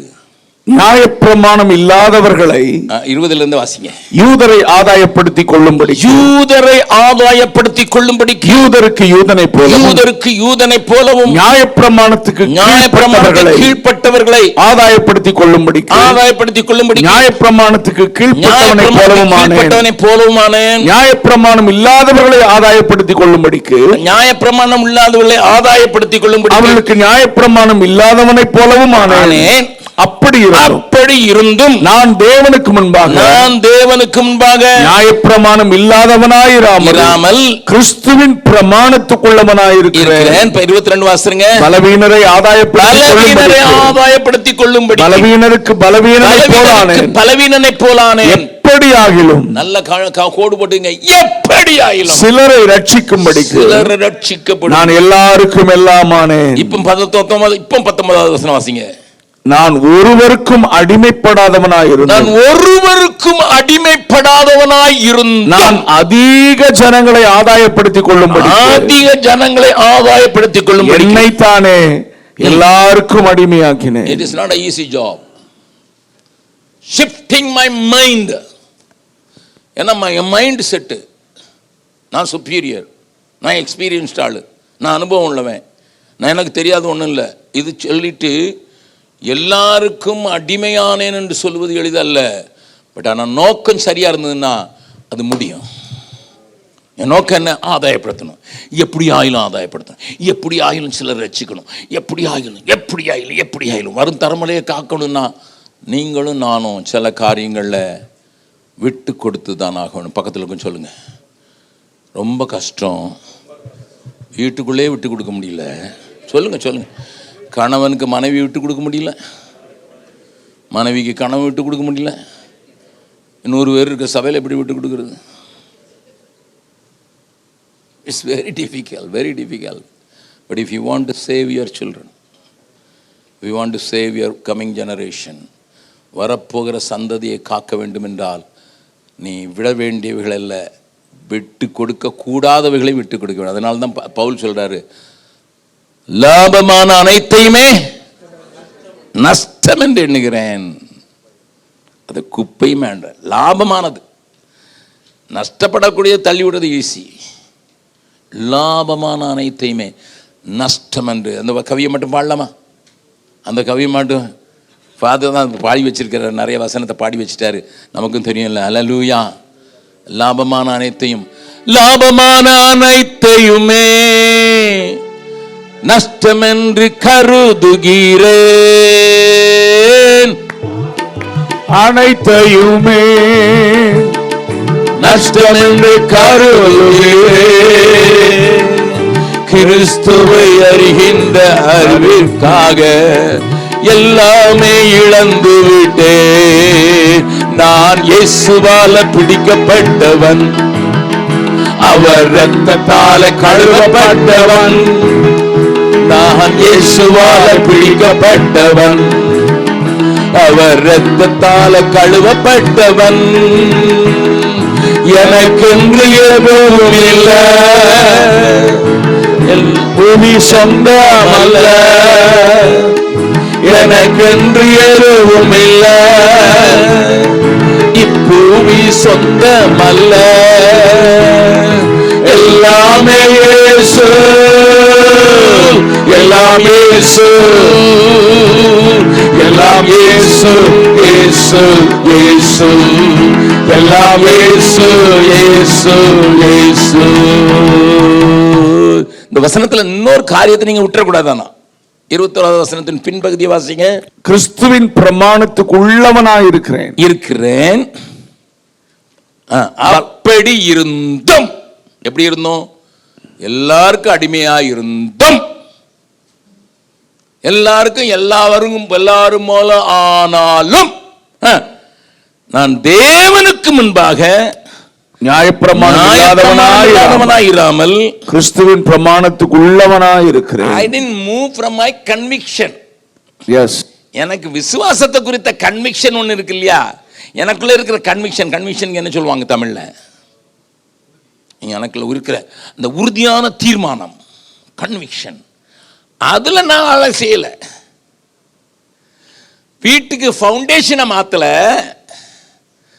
வீட்டுக்கு ஃபவுண்டேஷன் போட்டாங்கல்ல அதை மாத்தல, அஸ்திவாரத்தை மாத்தல. சில நேரங்களில் இதான் நடக்கும் சபைகளில், நல்லா கவனிங்க. அஸ்திவாரத்தையே மாத்த பார்க்குறான். பவுல் என்ன சொன்னார் தெரியுமா? வாசிக்கலாம்.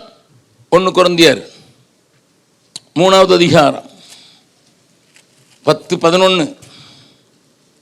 எனக்கு அளிக்கப்பட்ட தேவ கிருபையின்படியே புத்தியுள்ள சிற்பாசாரியை போல அஸ்திபாரம் போட்டேன். வேறொருவன் அதன் மேல் கட்டுகிறான். அவனவன் தான் அதன் மேல் இன்னவிதமாய் கட்டுகிறான் என்று பார்க்க கடவன். போடப்பட்டிருக்கிற அஸ்திபாரமாகிய, நல்ல கவனிங்க, போடப்பட போகிறதல்ல, போடப்பட்டிருக்கிற அஸ்திபாரமாகிய இயேசு கிறிஸ்துவை அல்லாமல் வேற அஸ்திபாரத்தை போட ஒருவனாலும் கூடாது.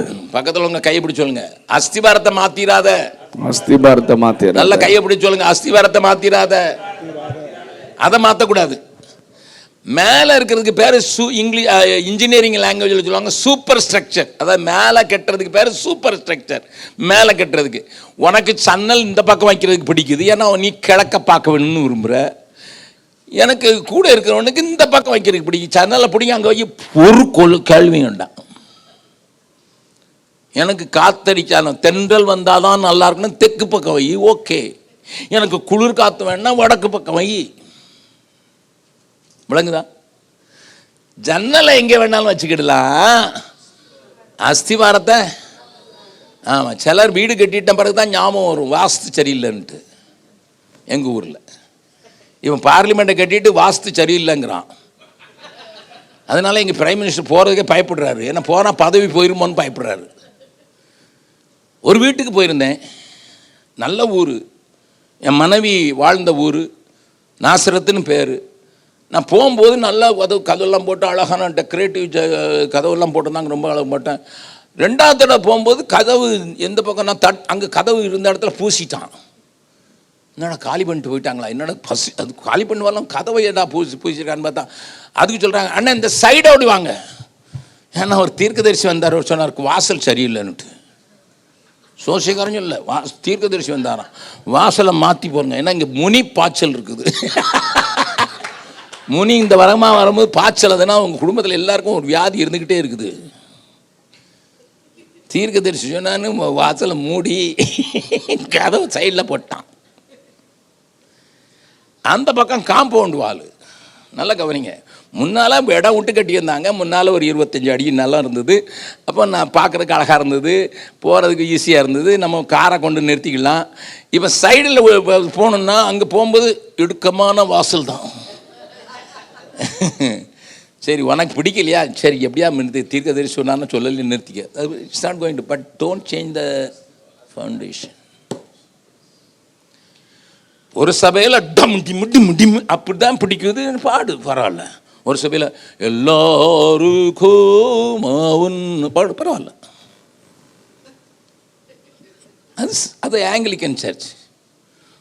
தாதி கத்தரே உட்காருங்கடவோம், எந்திரிக்க கடவோம், பரவாயில்ல பரவாயில்ல. அது உனக்கு உனக்கு உனக்கு கஷ்டமாக இருக்குதுன்னா நீ டிம்மு டிம்மு சர்ச்சுக்கு போயிடு. சிலருக்கு நல்லா ஆடி பாடினா தான் இந்த ஆராதனை செஞ்ச மாதிரி இருக்குது, சிலருக்கு அமைதியாக நின்னா தான் ஆராதனை செய்த மாதிரி இருக்குது. மயான அமைதி இருக்கும் அங்கே சில நேரம்.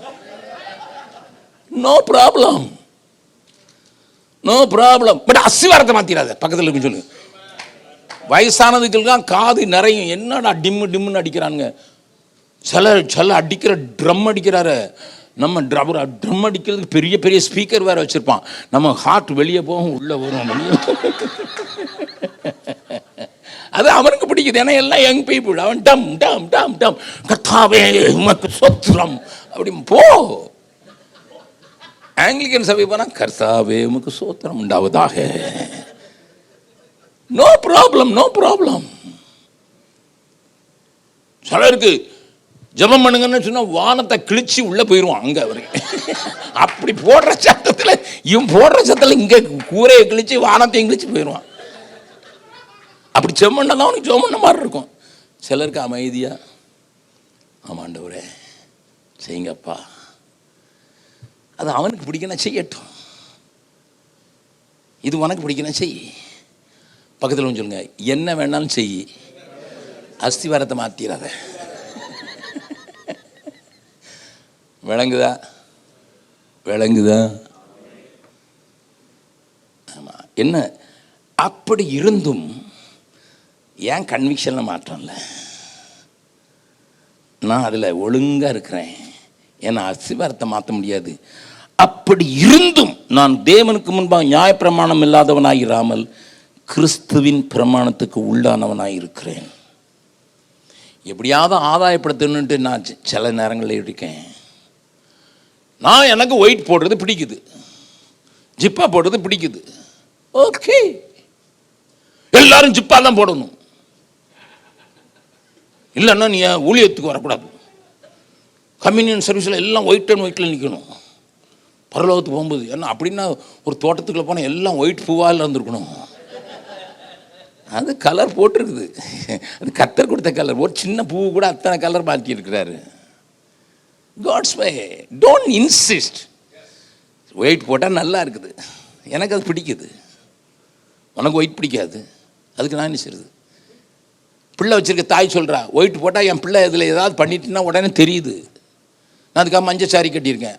அதுக்கும் அது போகிறதுக்கும் இதுவும் ஒரே கலர் தான். அதனால ஒன்றும் தானே. தப்பா ரைட்டா? ரைட். அப்போ நான் மாற்றிக்கொள்வது எதை மாற்றக்கூடாதுங்கிறத செய்யணும். மல்டி லாங்குவேஜில் நீங்கள் ஆராதனை செய்யுங்க, மல்டி பீப்புளை கொண்டு வந்து செய்யுங்க, யங் பீப்புளையும் ஓல்டு பீப்புளை வச்சுங்க, பேலன்ஸ் பண்ணுங்க. பக்கத்தில் வச்சுங்க. Balanced Christian life is an answer. இல்லை நாங்கள் எங்கள் தாத்தா காலத்துலேருந்து இப்படி தான் இருந்தோம். சில பெந்தேகோஸ்தே பாஸ்டர் எங்கள் தாத்தா காலத்தில் இப்படி தான் இருந்தோம், அதனால இப்போ போஸ்ட்மேன் ட்ரெஸ் தான் நாங்களும் போடுவோம். பெந்தேகோஸ்தே பாஸ்டர் முதல்ல ஜிப்பா போட்டார், இப்போ சஃபாரி போட்டார். இப்போ என்ன போடுறாரு? சிலுவை போட்டு சுற்றி. சிலுவை போட்டாங்களே கேலி பண்ணவங்க இப்போ சிலுவை போட்டு சுற்றிக்கிட்டு இருக்காங்க. இல்லை அங்கே வேற மாட்டிக்கிடுறாங்க. அது இட் மேக்ஸ் நோ டிஃப்ரென்ஸ். அதை திணிக்காதீங்க. சிலருக்கு கால் கழுவி தான் ராபோஜனம் கொடுத்தா ரொம்ப நல்லாயிருக்கும். அன்னைக்காவது ஒருத்தர் காலை பிடிச்சி இல்லாமே அப்படின்ட்டு. ஓகே, என்ன ராபோஜனம் கால் கழுவி தான் கொடுக்கணும். ஏசு நாள் கால் வைப்பனா? ஏசு ஒரு தடவை தான்ப்பா கால் கழுவுனாரு, நீ வாரம் வாரம்ல கழுவுற.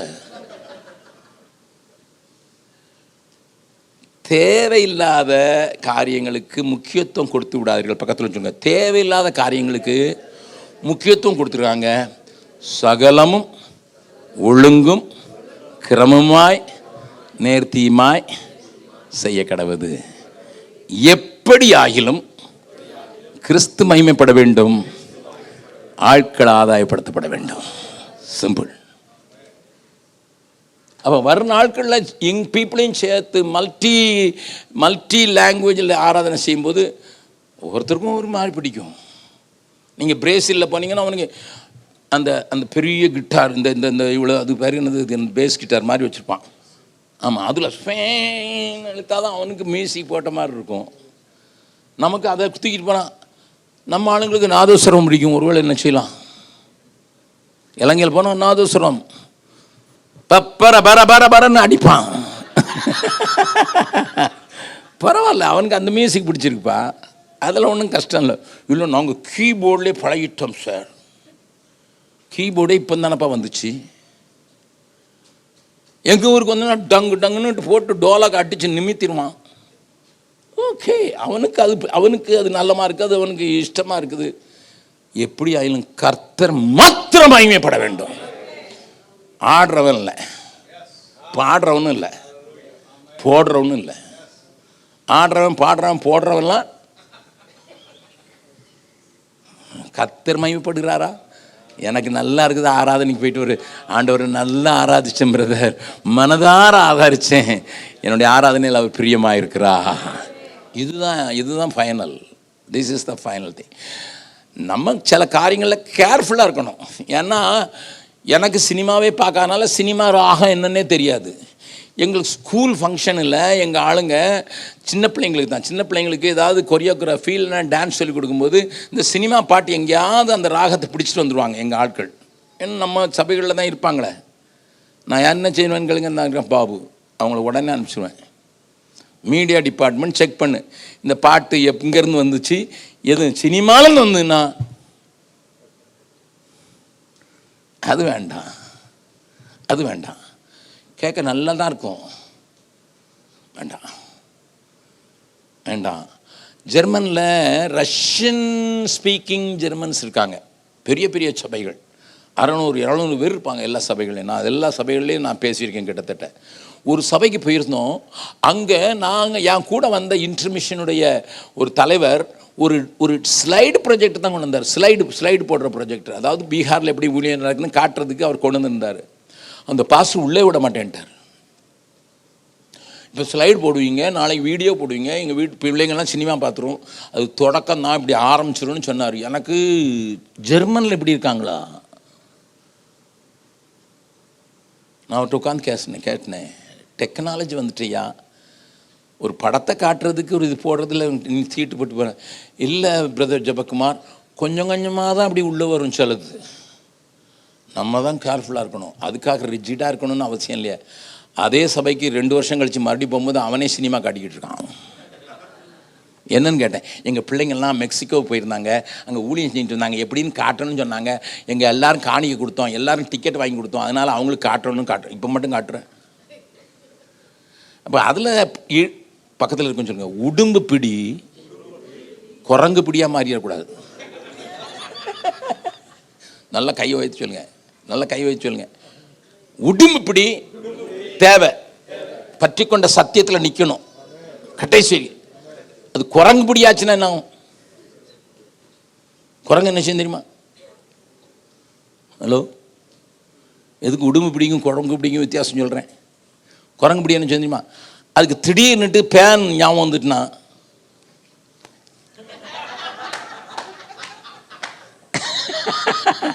உடும்புக்கு பேன் கிடைக்காது, குரங்குக்கு பேன் கிடைக்கும். பக்கத்தில் இருக்க பிள்ளைங்க இப்போ சொல்லுங்க, நான் சொல்கிறது உங்களுக்கு விளங்குறதுக்காக சொல்கிறேன். உங்கள் பிடி உடும்பு பிடியா குரங்கு பிடியா? நிறைய கேள்விகளுக்கு பதில் சொல்லிட்டேன்னு நினைக்கிறேன். Let us be careful. வருங்கால பயங்கள் எல்லாம் வாட்டுதோ அனுதினமும், வருங்கால பயங்கள் எல்லாம் வாட்டுதோ அனுதினமும், அருள்நாதர் இயேசுவிடம் அனைத்தையும் கொடுத்து விடு, அருள்நாதர் இயேசுவிடம் அனைத்தையும் கொடுத்து விடு. ஆஹா ஆனந்தம் பேரானந்தம் அருள்நாதர் சமூகத்திலே, ஆஹா ஆனந்தம் பேரானந்தம் என் அருள்நாதர் சமூகத்திலே. போராடும் என் நெஞ்சமே புகலிடம் மறந்தாயோ, பாராளும் இயேசு உண்டு, பதறாதே மனமே, போராடும் என் நெஞ்சமே, புகலிடம் மறந்தாயோ, பாராளும் இயேசு உண்டு, பதறாதே மனமே. மறுபடியும் பாட போகிறோம் அந்த பாடலை. ஒருவேளை உன்னுடைய சொந்த வாழ்க்கையை குறித்ததா இருக்கலாம், அல்லது நீ வருகிற அல்லது போகிற சபையை குறித்ததா இருக்கலாம். சபை யாருடையது? யாருடையது? ஆமாம், மார்ட்டின் லூத்தர்ன்ட்டு ஜெர்மனியில் இருந்த அந்த ரிஃபார்மிஸ்டை எல்லாருக்கும் தெரியும். இந்த மார்ட்டின் லூத்தர் ரொம்ப பிரச்சனை. ரோமன் கத்தோலிக் சர்ச்சுக்கும் அவருக்கும் போராட்டம்.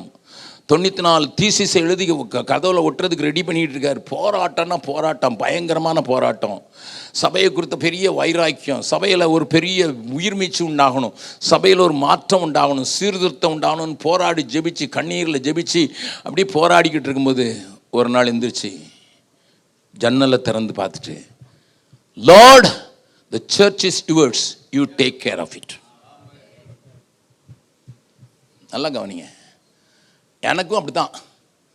நான் ஆண்டவர்கிட்ட நிறைய நான் சொல்லுவேன், ஜேம்ஸ் என ஊழியமா, நீர் கொடுத்தீர் செஞ்சுக்கிட்டு இருக்கேன், ஜேம்ஸ் உம்முடைய ஊழியம், டேக் கேர், நல்லா படுத்துங்கிடுவேன், ஃபினிஷ். சிலருக்கு தூக்கமே வராது. எதுக்குன்னா சபையை குறித்து வைராக்கியம் என்ன பச்சிக்கிறது. என்னத்தை பச்சிக்கிறது? சபைக்கு அவருக்கு இல்லாத வைராக்கியம் வேண்டாம் நமக்கு. Do not overtake God. தேவனுக்கு இருக்கிற சபையை குறித்த வைராக்கியம், சபையை குறித்து, நம்முடைய தேசத்தை குறித்து அதே காரியம். இலங்கையில் நடந்தது என்ன தெரியுமா? இலங்கையில் நடந்தது என்ன தெரியுமா? தனி ஈழம்னு கேட்ட அந்த வைராக்கியம் என்னெல்லாம் செய்துன்னு உங்களுக்கு நான் சொல்ல வேண்டிய அவசியம் இல்லை. இந்த வைராக்கியம், தேசம் என்னுடையதல்ல, தேவன் என் மக்களை இங்கே குடியிருக்கப்பட்டிருக்கான்னு சொல்லி வந்திருந்ததுன்னா, தேசம் தேவனுக்குரியது, அந்த தேசம் தேவனுக்கு அர்ப்பணிக்கப்பட்டிருந்ததுன்னா இன்னைக்கு பெரிய சந்தோஷம், மகிழ்ச்சி இருக்கும். அவ்வளோ இழப்புகள் நடந்திருக்காது. ஆனால் கர்த்தர் அதை அனுமதிச்சார். அதனால தான் நீங்கள் இங்கே வந்து ரட்சிக்கப்பட்டீங்க. கர்த்தருக்கு ஸ்தோத்திரம். தேசத்து குறித்தா இருக்கலாம், சபையை குறித்தா இருக்கலாம், அவன் பிள்ளையை குறித்தா இருக்கலாம், உன்னுடைய ரிட்டையர்மெண்ட்டை கொடுத்ததா இருக்கான். நீ உனக்கு சொந்தம் அல்லவே, மீட்கப்பட்ட பாவி, நீ உனக்கு, பக்கத்தில் வாங்க சொல்லுங்க, நீ உனக்கு சொந்தம் இல்லவே, மீட்கப்பட்ட பாவி, நீ உனக்கு சொந்தம் அல்லவே, கிறிஸ்துநாதருக்கே சொந்தம். நம்ம எதுக்கு கவலை பண்ணோம்? இந்த சரீரம் யாருக்குரியது? கிரயத்துக்கு கொல்லப்பட்டீர்களே, ஆகினால் சரீரத்தினாலும் மேன்மை மகிமைப்படுத்து. அப்ப இந்த சரீரம் யாருக்குரியது? இதுக்கு நான் போட்டு கவலைப்படணுமா? ஐயோ சுகர் வந்துட்டு, ஐயோ வரும், இது போறது தானே. ரொம்ப இதுக்கு ரொம்ப கேர் கொடுக்கணும். குளிப்பாட்டணும், குளிக்காம இருந்துடாதீங்க. கத்தருடைய கத்தர் குளிப்பாட்டட்டும். அவர் சாம்பல்லாம் போட மாட்டார். கர்த்தருக்குரிய சபை. அதே மாதிரி எனக்குரிய சரீரம் எனக்கு பார்த்து கொடுத்துருக்காரு. ஒரு மனிதன் தன்னிடத்தில் இருந்ததை விட்டுட்டு தூர தேசத்துக்கு போனபோது, நான் வரும் வரை பார்த்துக்கொள். அது ஆங்கிலத்தில் ரொம்ப அழகாக இருக்குது, occupy until come. God has given me. இதை நான் பார்த்துக்கொள்ள வேண்டிய அவசியம் உண்டு. அதுக்காக கண்டதையும் தின்னுட்டு சாப்பிடக்கூடாதெல்லாம் சாப்பிட்டு, என் கூட ஒரு பையன் இருந்தான், உடும்பு சாப்பிட்டான். உடும்பு பார்த்தானுங்க, பெரிய உடும்பு வந்தது எங்கள் பீகாரில், பிடிச்சான், அறுத்து 4 பேர் சாப்பிட்டானுங்க. அதுக்கடுத்தாலும் அவனுக்கு ஜாண்டிஸ் வந்தது, மஞ்சள் காமால். என்ன மருந்து கொடுத்தாலும் சோமாகிட்டு. டாக்டர் கேட்டார், என்ன சாப்பிட்டேன்னுட்டு. உடும்பு, அது போகாது. உடும்பு சாப்பிட்டா மஞ்சள் காமால போக மாட்டேங்குது, செத்து போக பார்த்தான். அதுக்கப்புறம் கத்திட்ட கேட்டான், ஆண்டவர் இனிமே எதையும் சாப்பிட மாட்டேன், கண்டதையும் சாப்பிட மாட்டேன், உள்ளதை மட்டும் சாப்பிட்டு, கொடுக்கறத மட்டும் சாப்பிட்டுப்பேன். எங்கள் கேம்பஸில் ஒரு சின்ன ஒரு குட்டி கலாட்டா டீம் தான் அது. தவளையே விட மாட்டான், எலும்பு விட மாட்டான். சீனாக்காரன் ஆவி எங்கள் ஊரில் கொஞ்ச நாள் அடிச்சுது. உடுமை பிடிக்கிறான், பள்ளியை பிடிக்கிறான். என்னடா செய்கிறீங்க? எல்லாம் வாலிப பிள்ளைகள். நல்லா கவனிங்க. அதனால தான் வேதம் சொல்லிருது. எபிரேயர் 13வது அதிகாரம், எபிரேயருக்கு எழுதின நிருபம் 13வது அதிகாரம் 9வது வசனம். பலவிதமான அந்நிய போதனைகளால் அலைப்புண்டு திரியாதிருங்கள். அலைப்புண்டு திரியாதிருங்கள். எல்லாரும் சேர்ந்து சொல்லுங்க பார்க்கலாம். எஸ்லி பின்னால. பலவிதமான அந்நிய போதனைகளால் அலைப்புண்டு திரியாதிருங்கள். என்ன வார்த்தை அழகா எழுதியிருக்காங்க, டிரான்ஸ்லேட் பண்ணிக்க. அலக்கழிக்கிறது மட்டும் இல்ல, திரியாதீங்க. அங்க கிடைக்காது, அங்க கிடைக்காது, அங்க கிடைக்காது, அங்க அந்த கூட்டத்தில் கிடைக்கும், இந்த கூட்டத்தில் அவர் வந்திருக்கார், இவர் வந்திருக்கார். அலையாத, தெரியாத, பலவிதமான போதனைகளினால. அப்போ இப்போ கூட்டத்துக்கு அங்கங்க போறது இல்லை, இங்கே வந்துருது. இந்த இவர் என்ன பேசுறாரு, இவர் என்ன பேசுறாரு, இவர் என்ன பேசுறாரு, இவர் என்ன சொல்றாரு, இவர் என்ன சொல்றாரு, இவர் என்ன சொல்றாரு, கேட்டு கேட்டு அலைப்புண்டு திரிஞ்சு என்ன நடக்குமா? போஜன பதார்த்தங்களினால் அல்ல, போதன பதார்த்தங்களினால் அல்ல, கிருபையினால இருதயம் ஸ்திரப்படுகிறது. கிருபையினால இருதயம் ஸ்திரப்படுகிறது நல்லது. போஜன பதார்த்தங்களில் முயற்சி செய்கிறவர்கள், போஜன பதார்த்தங்களில் முயற்சி செய்கிறவர்கள் பலனடையவில்லையே, பலனடையவில்லையே. நமக்கு ஒரு பலிபீடம் உண்டு, நமக்கு ஒரு பலிபீடம் உண்டு, அதற்குரியவைகளை புசிக்கிறதற்கு, உரியவைகளை புசிக்கிறது. கூடாரத்தில் ஆராதனை செய்கிறவர்களுக்கு அதிகாரம் இல்லை. ஆமா, ஏனென்றால் எந்த மிருகங்களுடைய ரத்தம் பாவங்களின் நிமித்தமாக பரிசுத்த ஸ்தலத்துக்குள் பிரதான ஆசாரியனாலே கொண்டு வரப்படுகிறதோ அந்த மிருகங்களின் உடல்கள் பாளையத்துக்கு புறம்பே சுட்டரிக்கப்படும். 12. அப்படியே அந்தபடியே இயேசுவும் தம்முடைய சொந்த ரத்தத்தினாலே ஜனத்தை பரிசுத்தம் செய்யும்படியாக நகர வாசலுக்கு புறம்பே பாடுபட்டார். ஆகையால் நாம் அவருடைய நிந்தையை சுமந்து பாளையத்துக்கு புறம்பே அவரிடத்திற்கு புறப்பட்டு போக கடவோம். Our focus is Jesus and Jesus alone.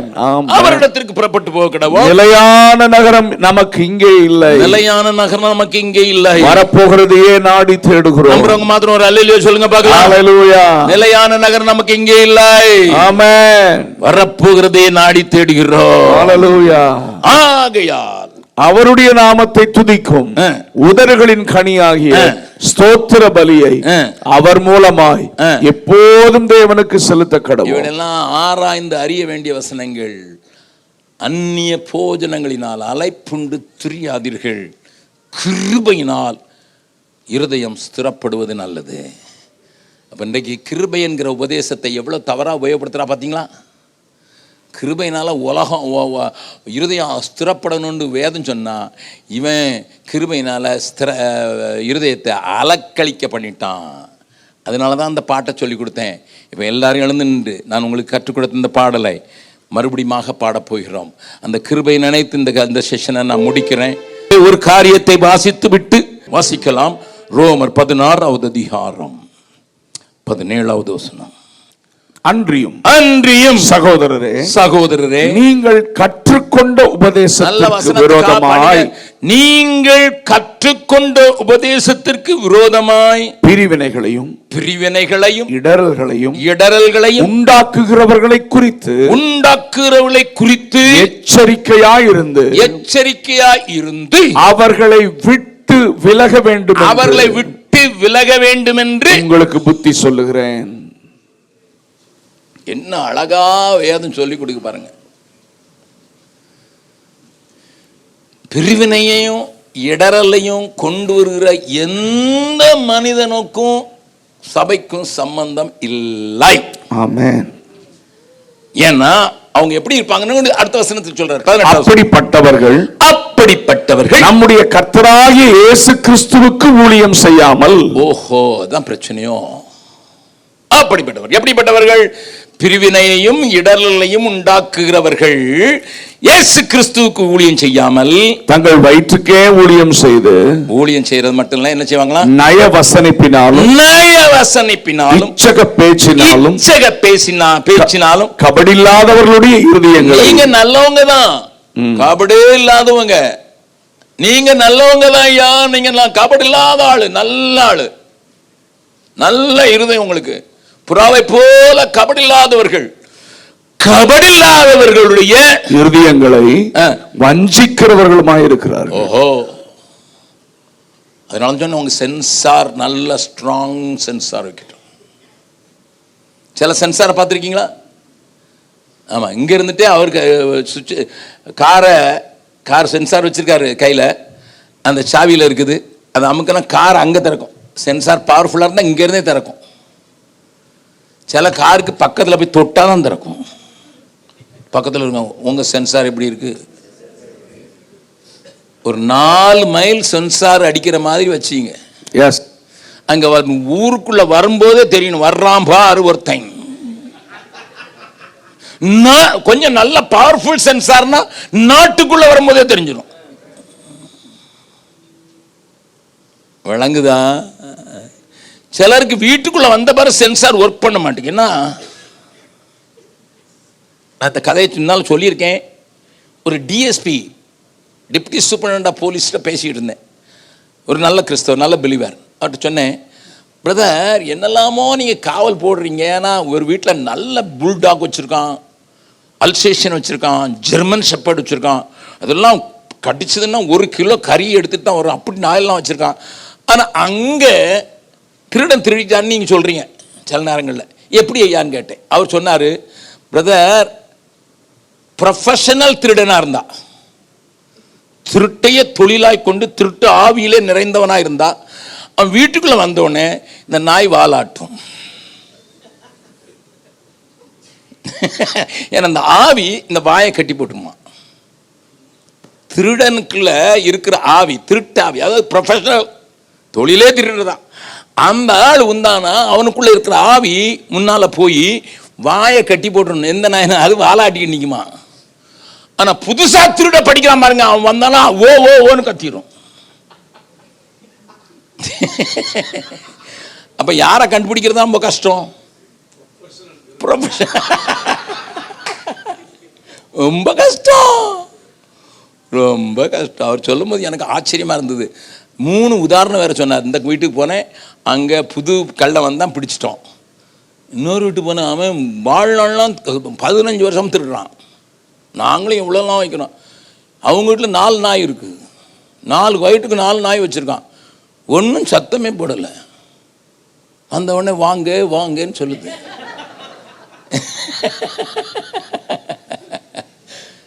பக்கத்தில் கையை பிடிச்சி சொல்லுங்க, உங்கள் சென்சரை ஷார்ப்பாக்குங்க. அதாவது அர்த்தம், ஆவியானவருக்கு நல்ல பூரண சுதந்திரம் கொடுங்க. Give the Spirit of God total freedom. அவர் 10 மைல் இல்லை, நாட்டுக்குள்ளே வரும்போதே சொல்லிடுவார். இஸ்ரேல் தேசத்தினுடைய பெரிய இன்றைக்கு இருக்கிற அவங்களுடைய டாப் மோஸ்ட் தெரியுமா, சவுதி அரேபியாவுக்கு, துபாய், சார்ஜா, அபுதாபி எல்லா நாட்டுக்கும், ஏன் இப்போ ஈரானுக்கும் இஸ்ரேல் தான் சர்வேலன்ஸ் கேமரா கொடுக்குறது, ரேடார் கொடுக்குறது. ஏன்னா இஸ்ரேல் ஜனங்களுக்குள்ள அவ்வளோ ஞானத்தை ஆண்டு வச்சதுனால, ஊருக்குள்ளே ஒரு ட்ரோன் வந்தாலும், பிளேன்லாம் வர வேண்டாம், ட்ரோன் வந்தாலும் அது ஒன்று ஒன்று தெரியும். உடனே டமால் இங்கேருந்து ஒன்று அமுக்குவான், அது போய் அடித்து அதை அடிச்சு விட்டுரும். அதனால தான் இவ்வளோன்னு குட்டி நாடு. நான் போயிருக்கும்போது எனக்கு ஆச்சரியமாக, இந்த நாடு என்ன வரத்து வருது, சுண்டக்கா நாடு. நம்ம இந்தியாவில் வந்து வந்திருக்கோம், இவ்வளோ பெரிய நாடு, 140 கோடி இருக்கிறோம். இஸ்ரேலில் 90 லட்சம் தான் இருக்கிறான். 90 லட்சம் இருக்கிறவன் உலகத்தையே அடைக்கிறான்.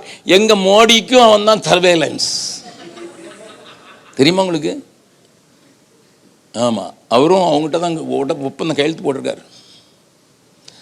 The whole world looks unto Israel. ஏன்னா அவங்ககிட்ட இருக்கிற அந்த லேசர் இருக்குத, அது போகிற தூரம் மைல் கணக்கு. உங்கள் வீட்டில் நீங்கள் பேசுகிறதுக்குள்ளே அங்கே வந்துடும். அவன்கிட்ட அவ்வளோ சென்சிட்டிவான அறிஞ்சிருக்கான். எனக்குள்ளே அதே ஆவியானவர், எனக்குள்ளே அதே ஆவியானவர், எனக்குள்ளே அதே ஆவியானவர். அவருக்கு மட்டும் சுதந்திரம் கொடுத்துட்டுனா, இந்த ஏரியாவுக்கு மட்டும் வாங்கினா அவங்க மட்டும்தான் வருவார். அவர் gentleman. Lord, I am under your cover. உம்ம கவரில் இருக்கேன், உம்முடைய ஆளுகையில் இருக்கிறேன், ஆவியானுடைய ஆளுகையில் இருக்கிறேன். என்னுடைய சென்சாரை அதிகமாக்குங்க சுவாமி. என்னுடைய ஆவியில் தெளிவைத்தாங்க, என் ஆவியில் உணர்வைத்தாங்க, என் ஆவியில் புரிந்து கொள்ளுதலை தாங்க, என் ஆவியில் கர்த்தாவே ஆவிகளை பகுத்தறியத்தக்கதான கிருபையை தாங்க. அப்படிங்கிற ஜெபம் தினந்தோறும் செய்யணும். உங்கள் பிள்ளைக்கு யாராவது ஏதாவது கொடுத்துருப்பான் வீட்டில், அங்கே உங்கள் பிள்ளைக்கு சும்மா தான் கொடுத்துருப்பான். நல்லா கவனிங்க, உங்கள் பிள்ளையும் அந்த சாமானை வாங்கி வீட்டுக்குள்ளே வச்சுட்டு கொண்டு வந்துடும். அது ஒருவேளை பென்சில் பாக்ஸாக இருக்கலாம், நான் பயமுறுத்துறதுக்கு சொல்லலை, அது இன்ஸ்ட்ருமெண்ட் பாக்ஸாக இருக்கலாம். ஆனால் அதிலோடு கூட சில ஆவிகள், அதனால தான் கார்ட்டூனை பார்த்து கெட்டு போன ஃபேமிலிஸ் உண்டு. இன்றைக்கி வர்ற கார்ட்டூனுக்கு பின்னால் மந்திர சக்திகள் இருக்குது, உங்களுக்கு தெரியுமா? ஆஸ்திரேலியாவிலேருந்து ஏராளமான கார்ட்டூன் வருது, எல்லாம் அனிமேஷன் தான், பார்க்குறது நல்லா தான் இருக்கும். But you don't know what kind of, நான் சொல்கிறத நல்லா கவனிச்சிங்க. உங்கள் டிவி பார்க்குறதுல என்னையா கெட்டு போகுது பிள்ளைக்கு, அந்த சொல்லலைண்ணா. ஹாரி பாட்டர் பார்த்து தற்கொலை பண்ணவங்க ஏராளம். Harry Potter old famous. உன் பிள்ளைக்கும் பார்க்குறது நல்லா இருக்கும், இப்படியே வந்துக்கிட்டு இருக்கும். சாப்பிட இங்கே கொடுங்க, அம்மா ஊட்டினா எங்கே ஊட்டுறான்னு தெரியாது. எல்லாம் காக்கிறதுலாம் நல்லாயிருக்கும், ஆனால் அதில் இருக்கிற ஆவி உன் பிள்ளையை பிடிக்கும்போது நீ அதுக்கு பிறகு விடுதலையே ஆக்க முடியாது. Be careful. சின்ன பிள்ளைகள் வச்சுருக்கீங்க நிறைய பேர், பி கேர்ஃபுல். வீட்டில் பார்க்க மாட்டீங்க, ஏன்னா டிவி வச்சுருக்க மாட்டீங்க, நல்லவங்களாக இருப்பீங்க. ஆனால் அங்கே கையிலே வச்சுருக்கான், காட்டுவான். எத்தனை பிள்ளைங்க கெட்ட கதை எனக்கு தெரியுமா? எத்தனை பிள்ளைங்க அந்த ஆவி பிடிச்சி ராத்திரி அலறானே, 5 வயசு பையனை சொல்கிறான், ராத்திரி அலறான். என்னத்துக்கு? எங்கள் வீட்டில் டிவி இல்லைண்ணே, அவனை பார்க்க விட மாட்டோம், 5 வயசு தான் ஆகுது, அவனை நாங்கள் பார்க்க விட மாட்டோம். அவனுக்குன்னு சில 2 கேம்ஸ் தான் வாங்கி கொடுத்துருவோம், அந்த கேம்ஸ் தான் விளையாட விடுறான். எங்கள் ஸ்கூலில் பார்த்தோம், எப்போ வந்து ஸ்கூலுக்கு போகிறான், 6 மாதம் போகிறான். அவன் பக்கத்தில் இருக்க பையன், அவன் கிறிஸ்தவனா? இல்லை, நான் கிறிஸ்டியன். அதை பார்த்து பிள்ளை அலறுதான். பிள்ளை எழுப்பி கேட்டேன், என்னடா சித்தனா? யாரோ வந்து என் கழுத்தை நெரிக்கிறாங்க. இதெல்லாம் என்கிட்ட வர்ற complaint. I tell you, I pray for lot of children. உன் பிள்ளைய நல்லா ஜெபம் பண்ணி அனுப்பு. உன் பிள்ளை கல்லூரிக்கு போகும், உன் பிள்ளை இங்கே இப்போ நல்லா ஜெபம் பண்ணி, ஆண்டவரே உம்முடைய ரத்தத்தில் என் பிள்ளைய பார்த்துக்கிடும். சும்மா அனுப்பிடாதீங்க. டிஃபன் எடுத்துக்கிட்டியா சொல்லுவீங்க, டிஃபன் எடுத்துக்கிட்டியா? ஆமாம். புஸ்தகம் எடுத்துக்கிட்டியா? ஆமாம். ஹோம்ஒர்க் எழுதிட்டியா? ஆமாம். லேப்டாப் எடுத்துக்கிட்டியா? ஆமாம். இயேசுவை கூட்டிகிட்டு போயா?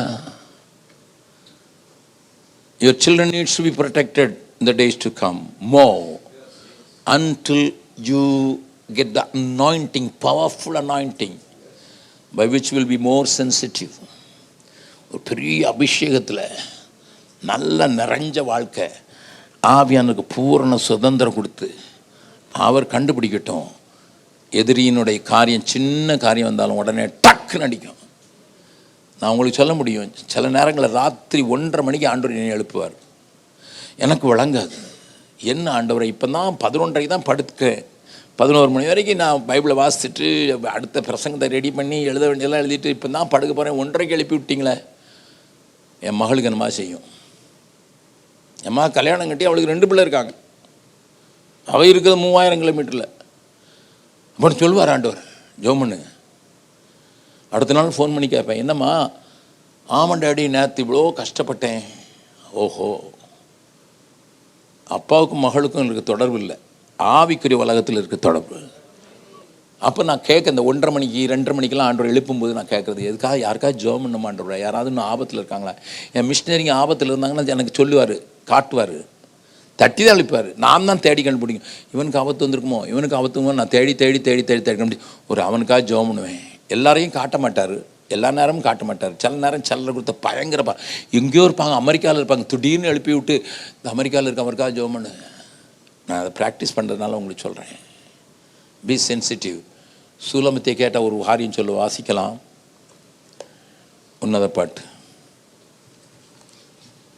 உன்னத பாட்டின் புஸ்தகத்தில் இந்த வசனங்கள்லாம் நமக்கு தெரியும், ஆனால் உபயோகத்தில் எவ்வளோ வச்சுருக்கோன்னு தெரியல. 5வது அதிகாரம் 2வது வசனம். நான் நித்திரை பண்ணினேன், என் இதயமோ விழித்திருந்தது. போதும். I was sleeping but my heart was awake. ஒவ்வொரு விசுவாசிக்கும் வர்ற நாட்களில் இந்த அனுபவம் உண்டாகணும். நான் நித்திரை பண்ணுறேன், எனக்கு வேணும் நித்திரை இல்லைன்னா நான் பைத்தியம் ஆகிடுவேன். நித்திரை பண்ணலைன்னா எனக்கு கை கால் இழுத்துட்டு போயிடும். ஆண்டவர் நித்திரையை வச்சிருக்காரு, அதுக்காக தூங்காமல் சுற்றி தெரியாது பிசாசு மாதிரி. விழித்திருங்கள் ஜெபம், விழித்திருந்து ஜெபம் பண்ணுங்கன்னு சொல்லியிருக்காங்க. விழித்திருந்து வீட்டை சுற்றி வராத, தூங்கு தூங்கு, நல்லா தூங்கு. ஆனால் இருதயம் விழித்திருந்தாலும் விழித்திருக்கணும், களைப்போடு தூங்கினாலும் இதையும் விழித்திருக்கணும். இதைத்தான் ஆண்டவர் விழித்திருந்துன்னு ஜாக்கிரதையாருன்னு சொல்கிறாரு. இடர்களை பிரிவினைகளை உண்டாக்குகிறவர்கள் தங்களுக்கு ஊழியம் செய்யாமல் வயிற்றுக்கு ஊழியம் செய்கிறவங்களா, அப்படிப்பட்ட காரியங்கள் என்னையும் என் குடும்பத்தையும் என்னுடைய சபையும் தொடக்கூடாதுன்னு சொல்லி 3 பேராக ஜெபம் பண்ண போகிறோம். ஊக்கத்துடனே ஓர் முகமாய்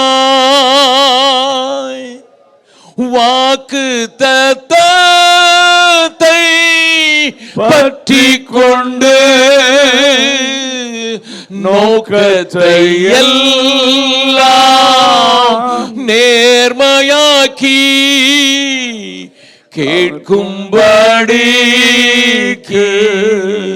ரூபை செய்யும். ஜபமே ஜீவன், ஜபம் ஜெயம், ஜீவியத்திற்கு இதுவே சட்டம். ஜபமே ஜீவன், ஜபம் ஜெயம், ஜீவியத்திற்கு இதுவே சட்டம். ஆண்டவரே, இந்த ஜபாவி என்னுடைய ஜனங்கள் மேலிருந்து எடுக்கப்படாதபடி காத்துக்கொள்ளுங்க.